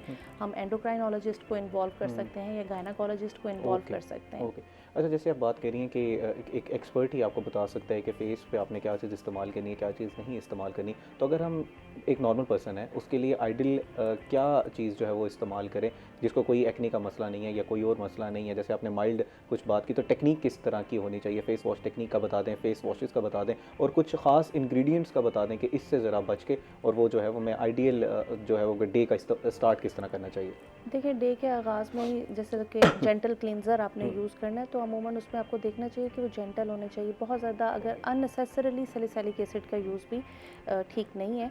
आपने करना है तो मैं अक्सर जिनकी बहुत ज़्यादा ऑयली स्किन होती है मैं उन्हें भी ये कहती हूँ कि आप डे में सिर्फ 1 time salicylic acid based cleanser use करें, बाकी दिन में कोई माइल्ड फेस वॉश यूज़ करें, ठीक है? और इसके अलावा सन ब्लॉक जो है वो भी कैटेगराइज होते हैं आपके स्किन के ऑयल प्रोड्यूसिंग कैपेसिटी के सन मुताबिक। ब्लॉक पे हमने ज़रा तफसीलन जो है वो मैम गुफ्तगू करनी थी। अब इस पे क्योंकि ज़रा आपने बात मॉर्निंग करने आपने पहले ये जी। देखिए ये मॉर्निंग की जी। प्रोडक्ट है, आपने जी, मॉर्निंग जी। में यूज़ करना ही करना है। तो क्लेंजर के बाद आप माइल्ड सा मॉइस्चराइज़र यूज़ करें ओके। और उसके बाद आप सन ब्लॉक अप्लाई करें, और हाफ और बिफोर लिविंग होम आप यूज़ करें। आपको वर्क प्लेस के लिए निकलना है घर से, आपने आधा घंटा पहले लगा लेना, क्योंकि उसमें भी टाइप्स होती हैं। जी। कुछ फिजिकल बैरियर्स हैं, कुछ केमिकल बैरियर्स हैं। सन ब्लॉक भी ज़रूरी नहीं है कि वो नुकसान कोई नहीं देगा। जो केमिकल बैरियर्स हैं समटाइम्स वो भी सूट नहीं कर रहे होते, तो 100% तो डॉक्टर भी गारंटी नहीं दे सकता हमें जो प्रोडक्ट लिखी है वो आपको सूट करेगी। ओके। अपनी तरफ से सभी बहुत अच्छा आपको सजेस्ट करते हैं। उसमें आपकी स्किन अगर हाइपर सेंसिटिव हो तो वो ओके। किसी चीज़ पे वो भी प्रॉब्लम कर सकती है। तो ड्राई स्किन वालों को हम नॉर्मल फिजिकल बैरियर टाइप के सन ब्लॉक देते हैं, और ऑयली प्रोन स्किन जो होती है उन्हें हम सीबम कंट्रोल सन ब्लॉक्स जो देते हैं वो या तो कॉम्बिनेशन होते हैं या फिर वो केमिकल बैरियर्स होते अच्छा हैं। मैम, ये जो आम हमारे पास मिल रहे होते हैं हैं सन ब्लॉक्स जो हैं वो उनका इस्तेमाल ठीक है, वो जो बहुत ही जिनकी कॉस्ट बहुत कम है और जो शॉप से मिल जाते हैं? दूसरा SPF के बारे में भी बताइएगा कि हमारे वेदर की ख़ासतौर पर अगर हम मुल्तान या जनूबी पंजाब की बात करें तो यहाँ पर कितने SPF जो है वो होना चाहिए तो वो आप इस्तेमाल करें सन ब्लॉक? मार्केट में मिलने वाले अक्सर सन ब्लॉक्स में एक इशू ये है कि उनमें कास्ट बहुत ज़्यादा होती है, तो ये जो कास्ट होती है ये भी स्किन को डैमेज करती है, आपके पोर्स को क्लॉग करती है। और दूसरी बात SPF की है, तो आप ये समझ लें कि अगर प्रोडक्ट पे 100 SPF लिखा हुआ तो वो ज़रूरी नहीं है वो 100 होगा। हमारी स्किन को मिनिमम किताबी तौर पर 40 to 60 SPF रिक्वायर्ड होते हैं, लेकिन हम हायर साइड पे ही रहते हैं क्योंकि हमें पता है ना हमारा पेशेंट उतनी क्वांटिटी यूज़ कर रहा है, और क्योंकि यहाँ पर जो हॉट वेदर में बहुत ज़्यादा स्वेटिंग होती है, स्टे नहीं करता सन ब्लॉक, तो इसलिए ज़रा हम हायर पे ही रहते हैं। Otherwise 40-60 SPF is sufficient. Applying की टेक्निक क्या होनी चाहिए? कुछ लोग कहते हैं कि डॉक्टर्स हमें ऑनलाइन ही अब ये मिलता है कि आपने 2 फिंगर्स पे अपना स्प्रेड करना है और उसके बाद फिर अपने नेक पे लगा लेना, फेस पे लगा लेना, और अगर ईयर्स पे भी अगर आप लगाना चाहें तो उसको लगा सकते हैं सन ब्लॉक। तो अप्लाइंग टेक्निक क्या होनी चाहिए? हमारी मोस्टली जो क्रीम्स फॉर्म्स या ऑइंटमेंट फॉर्म्स जो प्रोडक्ट्स की होती हैं, हम finger tip unit 1 finger tip unit के हिसाब से हम इन चीज़ों को डिफ़ाइन करते हैं। तो फुल फेस कवरेज के लिए 2 to 3 finger tip unit quantity sufficient होती है, उसमें आप अपनी नेक को भी कवर कर सकते हैं। ओके। और मैम ये बताइएगा कि कुछ जैसे जेल बेस्ड हैं, क्रीम बेस्ड हैं, कुछ जो है वो अब ये भी जो है वो एक डॉक्टर डिसाइड करेगा कि एक स्किन टाइप को देखे कि आपने इस्तेमाल करना है, या कोई एक जनरल हम कोई इस्तेमाल कर सकते हैं किसी भी आइडियल स्किन के लिए? नहीं, वो मैंने आपको जैसे बताया, कुछ सीबम कंट्रोल कैटेगरीज हैं, कुछ सिंपल हैं, जी। तो ये डॉक्टर ही डिसाइड करता है, क्योंकि जो एक्नी प्रोन स्किन है, जिसकी कोमेडोजेनिक टेंडेंसी है स्किन में, उनको अमूमन जो जेल बेस्ड सीबम कंट्रोल सन ब्लॉक्स हैं हम वो एडवाइस करते हैं। ओके। और मैम ये बताइएगा, जैसे मैंने अपने इंट्रो में बताया कि आजकल जो है वो हम लोग ग्लास स्किन और कोरियन जो है वो स्किन अचीव करने की तरफ चल पड़े हैं। डॉक्टर साद भी हमारे साथ मौजूद है जो डेंटिस्ट है, उनसे भी मैंने ये बात की कि हॉलीवुड स्माइल की तरफ हम अचीव कर रहे हैं। कंपैरिजन के दौर में रह रहे हैं ना, हम सोशल मीडिया पे जो चीज़ देखते हैं हमने वैसे अचीव करना है। तो क्या जो हम सोशल मीडिया पे देख रहे हैं वैसी स्किन अचीव की जा सकती है आइडियली, या वो एक इन्हांस्ड वर्जन है उसकी तरफ नहीं पहुंचा जा सकता? देखिए, ग्लास ग्लो स्किन जो है ना, वो सिर्फ एक सामने नज़र आने वाली चीज़ का ही नाम नहीं है, उसमें आपकी हर चीज़ मैटर कर रही होती है। आपकी डाइट मैटर कर रही है, आपका स्लीपिंग शेड्यूल मैटर कर रहा है, आपका वाटर इनटेक मैटर कर रहा है, आप स्किन पे प्रोडक्ट्स के यूज़ करें वो मैटर कर रहा है, आपने कभी कुछ अनहेल्दी ना खाया है ना लगाया है, ये मैटर कर रहा है। मोस्ट ऑफ द टाइम आप भी ये जानते हैं, ये मोबाइल्स का यूज़ है, फ़िल्टर्स का ज़माना है, तो ज़रूरी नहीं है कि 100% जो हम ग्लास को वो स्किन देख रहे होते हैं वो नेचुरल ही हो। तो लेकिन जो सबसे अहम चीज़ है स्किन के पे, जो आपका सबसे इम्पॉर्टेंट चीज़ का होना ग्लास ग्लो लुक देने के लिए, वो ये है कि आपकी स्किन पे पिगमेंटेशन ना हो, आपकी स्किन ना हो। वो उसी सूरत में पॉसिबल है जब आपने फजूल प्रोडक्ट्स का इस्तेमाल नहीं किया होगा। यही जो हमने फार्मूला क्रीम्स और mercury based steroid based creams का जिक्र किया है, ये 2 ही चीज़ों पे एंड अप कर रही हैं। और अनफॉर्चुनेटली पाकिस्तान पूरा, स्पेशली हमारा साउथ पंजाब में तो ये इस कदर कॉमन है। 15-15, 16-16 साल की बच्चियाँ ये क्रीम्स यूज़ कर रही होंगी और they end up with early wrinkling of skin. Ma'am, हमारा ये जो ऑब्सेशन है विद द वाइट स्किन, इसके ऊपर भी हम गुफ्तगू करेंगे कि हमारा जो नेचुरल कलर है उसको किस तरह बेहतर किया जा सकता है, और ये जो आजकल फेशियल्स और ये सारे चल रहे हैं जो सर्टिफाइड लोग नहीं कर रहे, उसकी वजह से क्या क्या नुकसान होता है, तो इस पर तफसीलन जो है वो गुफ्तगू करेंगे। लेकिन नाज़रीन, इस वक्त हुआ एक ब्रेक का, हमारे साथ रहिएगा।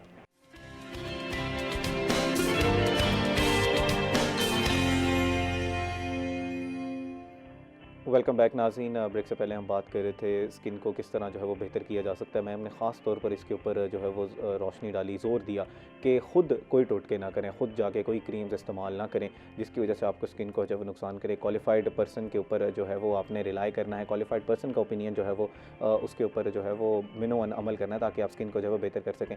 मज़ीद भी ये जो आजकल हाइड्रा फेशियल्स हो रहे हैं उसके हवाले से गुफ्तगू करेंगे किस तरह स्किन को जो है वो बेहतर किया जा सकता है। लेकिन हमने एक बर्थडे विश करनी है। हमारे साथ अहमद हैं जो कि हमारे कैमरामैन राना बिलाल साहब के बेटे हैं, तो happy birthday to you Ahmed ji. Happy birthday to you ji. Many happy returns of the day and may Allah help you in all your endeavours. नाज़रीन, इसी के साथ हमारे साथ अहमद खान साहब मौजूद हैं जो कि हमें वेदर के बारे में आगाह करेंगे। जी अहमद, क्या सूरत हाल है जी वेदर की? जी बिल्कुल, मुल्तान में मौसम की सूरत हाल के हवाले से बात करें तो मुल्तान में आज मौसम जो है वो खुश्क और जुज़वी तौर पर अबरआलूद रहने का इम्कान जो है वो ज़ाहिर किया गया है।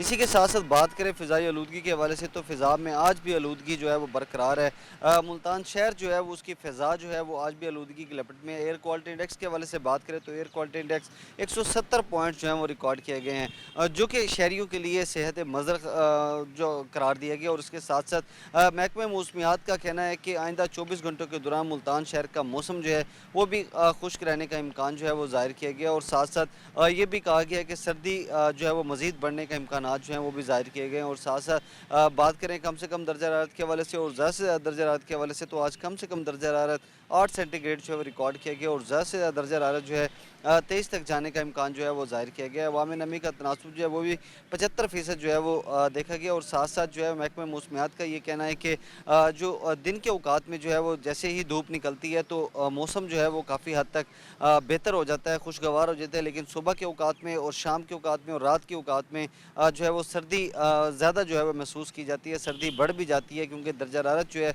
वो कम होना शुरू हो जाता है। लेकिन दिन भर जो है वो दर्जा हरारत जो है वो बढ़ना शुरू हो जाता है, जिससे सर्दी की शिदत जो है वो भी कमी होती है। अगर मौजूदा दर्जा हरारत के हवाले से बात करें तो मुल्तान शहर का इस वक्त मौजूदा दर्जा हरारत 14 सेंटीग्रेड जो है वो रिकॉर्ड किया गया है। इसके साथ साथ जैसे ही सर्दी की शिदत में इजाफा हो रहा है और आने वाली जो सर्दी है उसके हवाले से तिबी माहिरीन का भी कहना है कि शहरी जो हैं एहतियाती तदाबीर पर अमल ज़रूर करें ताकि सर्दी से और मौसम की तब्दीली के बायस जो पैदा होने वाली बीमारियाँ हैं उनसे बचा जा सके।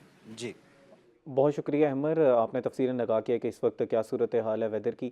नाज़रीन हम बात कर रहे थे स्किन के हवाले से। मैम मैंने जैसे हम लोग ब्रेक पे जाने से पहले मैंने आपसे सवाल किया था कि ये जो आजकल हाइड्रा फेशियल्स हो रहे हैं और कुछ गलत तरीके से जो लोग जो है वो क्वालिफाइड भी नहीं है वो भी अपने सलोन्स पे रख के जो है वो हाइड्रा फेशियल्स कर रहे हैं, तो इसके बारे में ज़रा बताइएगा क्योंकि उसमें केमिकल पील भी इस्तेमाल किया जाता है उसके एक स्टेप में, तो कितना नुकसान हो सकता है अगर कोई शख्स जो है वो उसकी तरफ जाता है। और इसके ज़रा बेनिफिट्स भी बताइएगा हाइड्रा फेशियल के। एक तो आपने बात की कि उसमें केमिकल पील यूज़ होता है। आपको मैं बताऊं कि जो अनऑथराइज्ड जगहों के ऊपर जब यही चीज़ें सब यूज़ हो रही होती है तो इवन उसमें ब्लीच का भी इस्तेमाल किया जा रहा है, तो इवन डॉक्टर्स के पास आके फिर वो पूछते हैं कि उसका ब्लीच उसका पार्ट होगा या नहीं।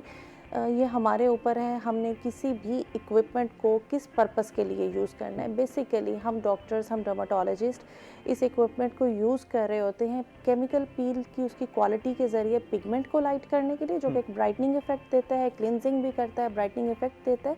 सेकेंडली कोमिडोनल एक्नी के लिए, एक्टिव एक्नी इसकी इंडिकेशन नहीं है। एक्टिव एक्नी पे हाइड्रा फेशियल करवाना कोई अक्लमंदी नहीं है, नुकसान नहीं भी होगा तो भी फ़ायदा कोई नहीं आपको होगा। कोमिडोनल एक्नी को एक्सट्रैक्ट करना उसके लिए हाइड्रा फेशियल्स का यूज़ किया जाता है। तो जब देखें आपने एक डिज़ीज़ को डील करना है तो डिज़ीज़ को डील करने वाले को भी एक प्रोफेशनल इंसान होना चाहिए जिसको पता हो कि मैंने इस डिज़ीज़ के लिए इस इक्विपमेंट या इस मशीन को किस तरह से यूज़ करना है। तो it's not the machine that is giving you the results, it's the man behind the gun, उस जिसको पता है कि आपके इस इक्विपमेंट को हम किस लिए यूज़ कर रहे हैं। और यूजुअली अगर हमने आइडली जैसे किसी इवेंट्स पे हमने करवाना है या किसी की शादी है उसके ऊपर उसने करवाना है तो कितने सेशंस दरकार होते हैं एक अच्छे उसके रिजल्ट के लिए? उसमें मैं आपको बताऊं, जब अनट्रेन्ड लोगों से करवाते हैं तो जो उसकी सक्शन होती है मशीन की, जाहिर है मशीन को एक ऑपरेट करना भी एक टेक्निक होती है। ब्रूज पड़ जाते हैं बाज़ औक़ात लोगों के और पतली स्किन की हुई होती है, उस पर नहीं पता लगता अनट्रेन्ड बंदे को, वो आपकी एक्नी को भी एग्रेवेट कर देता है, आपकी स्किन की लेयर ही उड़ा देता है, निशान पड़ जाते हैं, नील के धब्बे टाइप पड़ जाते हैं जिसको फिर जाने में महीना लग जाता है। एक तो ये कि हमेशा क्वालिफाइड पर्सन्स क्वालिफाइड सेटअप से करवाएं और दूसरा ये कि इवेंट से at least 2 to 3 days before the event करवाएं ताकि आपको उसका इफेक्ट भी इन्हेंस हो। और ड्यूरिंग प्रोसीजर अगर कोई माइल्ड सा अगर कोई एब्रेजन आ गई है या कोई माइल्ड सी रेडनेस वगैरह वो भी तब तक सेटल हो जाएगी। ओके मैम, एक हमारा क्योंकि वाइट स्किन से ऑब्सेशन है, हमारे मसला है हमारे बड़े सगीर पूरे का कि हम लोग जो है वो एक वाइट स्किन इस्तीव करना चाहते हैं, जिसकी वजह से आजकल हम ये देखते हैं कि ग्लूटाथायोन की कुछ IV ड्रिप्स भी लगवाते हैं लोग। तो वो बताइएगा कि उसका आप सुनने में आया कि नई स्टडीज़ के मुताबिक किडनीज़ पे काफ़ी ज़्यादा इम्पैक्ट पड़ता है, काफ़ी आपके और मसाइल पैदा हो सकते हैं, तो उसके बारे में ज़रा बताइएगा और ये भी बताइएगा कि वो किस तरह बेहतर है और कितने सेशंस में आपको लगवाना चाहिए। IV ड्रिप्स की अगर बात की जाए तो उससे पहले बात होनी चाहिए हमारे वाकई ऑब्सेशन की। तो मैंने जैसे कहा कि साउथ पंजाब में तो हम ये सारी दुनिया पे ही होगा, पाकिस्तान में बहुत ज़्यादा है, साउथ पंजाब में उससे भी ज़्यादा है। आप यहाँ पर टिपिकल फेसेस देखें, लोगों ने चेहरों की स्किन इतनी पतली की हुई होती है, सुर्ख सुर्ख रगें नुमायाँ की हुई बिल्कुल। होती हैं। मिलाज़मा अगर वो उनके अपर लेयर पे था तो वो क्रीम्स अप्लाई कर करके उसको डीप लेयर तक पहुँचा देते हैं, जिसके फिर बाद में कोई इलाज मुमकिन नहीं होता। तो उसमें ये है कि सबसे पहले तो ये कि डॉक्टर से चूज़ करवाएं जो भी ब्रांड उसने यूज़ करना है। मैं अमूमन लोगों को आईवी ड्रिप का कभी भी खुद से एडवाइस नहीं करती, लेकिन कोई बहुत ज़्यादा किसी की ख्वाहिश है, वो यूज़ करना चाहता है, तो भी सेफ़ ऑप्शंस भी मौजूद है। लेकिन अगर एक बात की जाए एफडीए अप्रूव होने की, तो ये तमाम प्रोडक्ट्स जो हैं स्किन वाइटनिंग के लिए एफडीए अप्रूव नहीं है। दूसरे ममालिक में इनको और पर्पसेस के लिए एज एन एंटीऑक्सीडेंट कैंसर के पेशेंट्स में भी यूज़ किया जा रहा है। वाइटनिंग पर्पस के लिए सिर्फ पाकिस्तान और कुछ और ममालिक में, एशिया के ममालिक में यूज़ हो रही है। साइड इफ़ेक्ट्स, जैसा कि हर चीज़ का एक साइड इफ़ेक्ट रिएक्शन हो सकता है, एक तो वो है। दूसरा ये कि आप अनहेल्दी डाइट लेते हैं, आप और भी तमाम फजूल चीज़ें, फजूल प्रोडक्ट्स यूज़ कर रहे हैं, आपको अपने हेल्थ स्टेटस का नहीं पता, और आप आईवी ड्रिप्स लगवाए जा रहे हैं, और जहाँ से आप लगवा रहे हैं आपको नहीं पता कि उन्होंने जो कहा है उसमें वो था। तो असल नुकसान की जो वजूहात है वो ये होती हैं। अगर आप क्वालिफाइड डर्माटोलॉजिस्ट के पास जा रहे हैं तो फिर यकीनन वो एक अच्छा ब्रांड ही यूज़ करेंगे, और वो ही उसके, देखें मैन्युफैक्चरर की एक डिस्क्रिप्शन होती है कि इसको किस तरह यूज़ करना है, वंस अ वीक या ट्वाइस अ वीक या मंथ में 1-2 बार। ओरली इसको भी ग्लूटाथाइन को टैबलेट्स भी होती हैं, वो भी ली जा सकती हैं। इसके बारे में तफसीलन जो है वो गुफ्तगू करेंगे। हेयर पे भी हमने बात करनी है, लेकिन इस वक्त हमारे साथ आसिफ साहब मौजूद हैं, जो कि पर्सन बेस, क्योंकि आज स्पेशल एबिलिटीज़ के ऊपर जो है वो डे मनाया जा रहा है यूनाइटेड नेशंस की तरफ से, उस हवाले से जो है वो हमने गुफ्तगू करनी है। अस्सलाम वालेकुम जी। वालेकुम सलाम सर, क्या हाल चाल है आपके? ठीक हैं? अल्लाह का शुक्र सर, आप कैसे हैं सर? ठीक है अल्हम्दुलिल्लाह sir, welcome to the show. Sir, मुझे ज़रा इस दिन की इम्पोर्टेंस के बारे में बताइएगा कि ये इतना क्यों इम्पोर्टेंट है और क्यों मनाया जाता है? जी बहुत शुक्रिया। आज अफराद बाहम माजूरी का आलमी दिन है, पूरी दुनिया में मनाया जाता है, और पाकिस्तान में भी बड़े खूबसूरती से मनाया जाता है। आज से अगर देखा जाए 20-25 साल पहले, तो इस दिन को अफराद बाहम माजूरी खुद से सेलिब्रेट कम करते थे, लेकिन हमारी जो जनरल कम्युनिटी है उसको एक किसी कोने में या कहीं ना कहीं किसी जगह पे सेलिब्रेट किया जाता था, इतनी आगाही नहीं थी।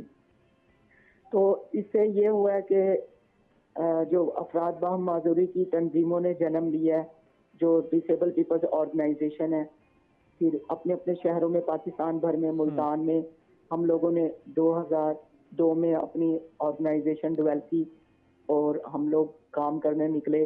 तो हमने आगाही देते देते आज अल्हम्दुलिल्लाह इस मुकाम पर है कि पंजाब गवर्नमेंट इसको ऑन कर रही है।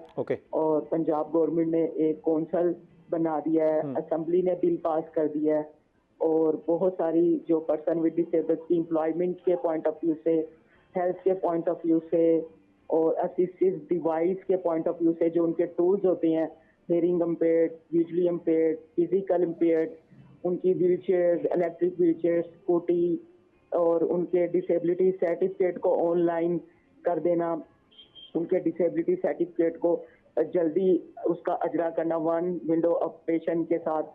हमारे पंजाब गवर्नमेंट के जितने भी महकमे हैं, उसमें पुलिस डिपार्टमेंट से लेकर, पंजाब पुलिस से लेकर, और education department, special education department, बहुत खूबसूरती से उस 25 साल और इस सफर में बहुत जमीन आसमान का फर्क है। अच्छा, मुझे ज़रा ये बताइएगा आसिफ साहब कि सेलिब्रेशन हो रही है, काफ़ी अच्छे इकदाम उठाए जा रहे हैं, हम देख रहे हैं कि लोग भी जो है वो इंक्लूसिविटी बढ़ती जा रही है। थोड़ी कम आई है, क्या कह रहे हैं? मैं ये आपसे जानना चाह रहा था कि हम क्योंकि अब 21वीं सदी में रह रहे हैं, अभी भी क्या कोई मसाइल पेश आते हैं, ये जो हमारे पर्सन्स विद डिसेबिलिटीज़ हैं या हमारे डिफरेंटली एबल जो लोग हैं, क्योंकि जनरल जो है वो परसेप्शन यही है कि लोग जो हैं वो इंक्लूसिव होते जा रहे हैं, उनको इक्वल अपॉर्चुनिटीज़ मिल रही हैं, क्या कहीं पर अभी भी कोई लैप्सेस हैं? जी आहिस्ता आहिस्ता सारी बेहतरी आएंगी।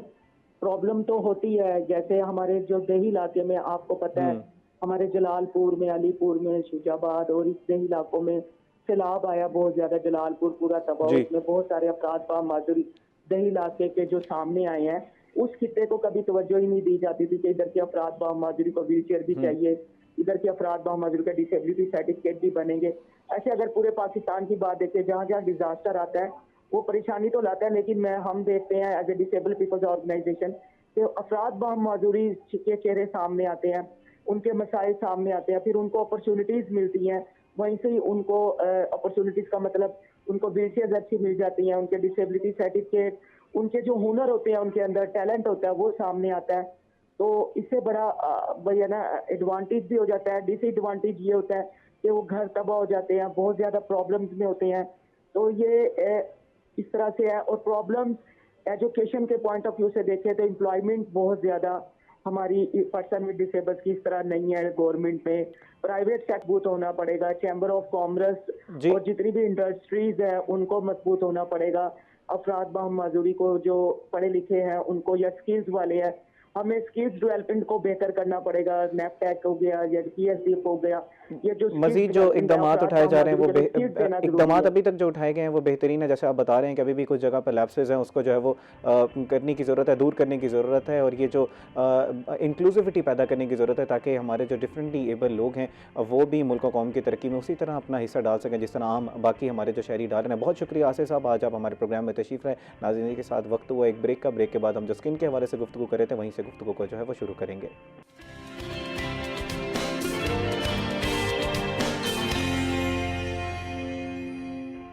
वेलकम बैक नाज़रीन। ब्रेक से पहले हम बात कर रहे थे हमारी स्किन की हेल्थ के हवाले से। हमने ग्लूटाथाइन की ये जो आजकल लोगों को ऑब्सेशन हुआ हुआ है कि वो आईवी ड्रिप्स लगवा रहे हैं, उस हवाले से गुफ्तगू की।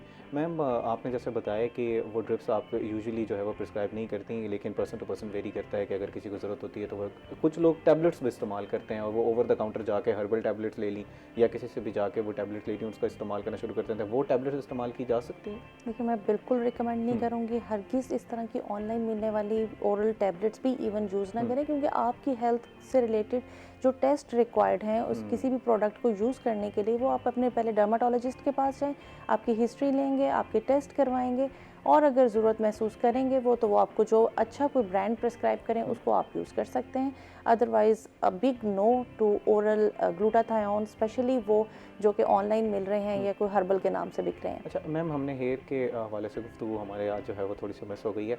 अब मुझे ज़रा बताइएगा कि सर्दियों में गर्म पानी का ज़्यादा इस्तेमाल होता है जिसकी वजह से डैंड्रफ होना शुरू हो जाता है, तो एक वॉशिंग की टेक्निक अच्छी क्या होनी चाहिए और कुछ पैराबेन फ्री का इस्तेमाल कहा जाता है कि वो करें, तो वो भी बता दीजिएगा। और लास्ट अगर 30 सेकंड में कोई चीज़ अपना पैगाम ऐड करना चाहे तो वो भी कर दीजिए। अच्छा, हेयर के हवाले से बताऊँ कि विंटर में जो मसाइल फेस किए जा रहे होते हैं वो ये कि अमूमन जिन लोगों को डैंड्रफ होता है वो बढ़ जाता है, तो ऐसी मेडिसिन मौजूद हैं जिससे उसे कंट्रोल किया जा सकता है। ज़रूरी नहीं है कि वो 100% ख़त्म हो जाए। आपका पूरा साल अगर ठीक गुजरा है और सर्दी के मौसम में वो थोड़ी सी बढ़ भी जाती है तो वो काबिल इलाज है, उसे कंट्रोल किया जा सकता है, क्योंकि वो आपके कपड़े भी ख़राब कर रही है, आपके फेस पे गिर रही है, आपकी एक्नी को बढ़ा रही है, तो उसको ट्रीट किया जा सकता है। ठीक है, वो आप डर्माटोलॉजिस्ट से मिलें, उसका ट्रीटमेंट हो जाएगा। और इन द एंड मैं जो मैसेज देना चाहती हूँ हमारे यंगस्टर्स को और फीमेल्स को, स्पेशली वो जो घर बैठी हैं और ऑनलाइन प्रोडक्ट्स देख देख के मंगवा रही हैं, फार्मूला क्रीम्स यूज़ करें। आप न सिर्फ अपने साथ, हमारे साथ भी जुर्म करते हैं। आप हमारे पास अपनी स्किन को इन प्रोडक्ट से डैमेज करके जब आते हैं तो हमारे पास मुश्किल हो जाता है उसको। बहुत मुश्किल हो जाता है। साहब बहुत शुक्रिया प्रोग्राम में तशरीफ़ आवरी का। आपने तफसीलन जो है वो हमारे आम जो मसाइल हैं उसके ऊपर गुफ्तगू की और बड़े आसान अल्फाज में समझाने की कोशिश की कि कितना नुकसानदेह हो सकता है अगर आप खुद जो है वो टोटके इस्तेमाल करते हैं। नाज़रीन, उम्मीद करते हैं कि आज का प्रोग्राम आपको पसंद आया होगा। इसी के साथ अपने मेज़बान तिहाम आज़म को दीजिए इजाज़त। अल्लाह निगहबान।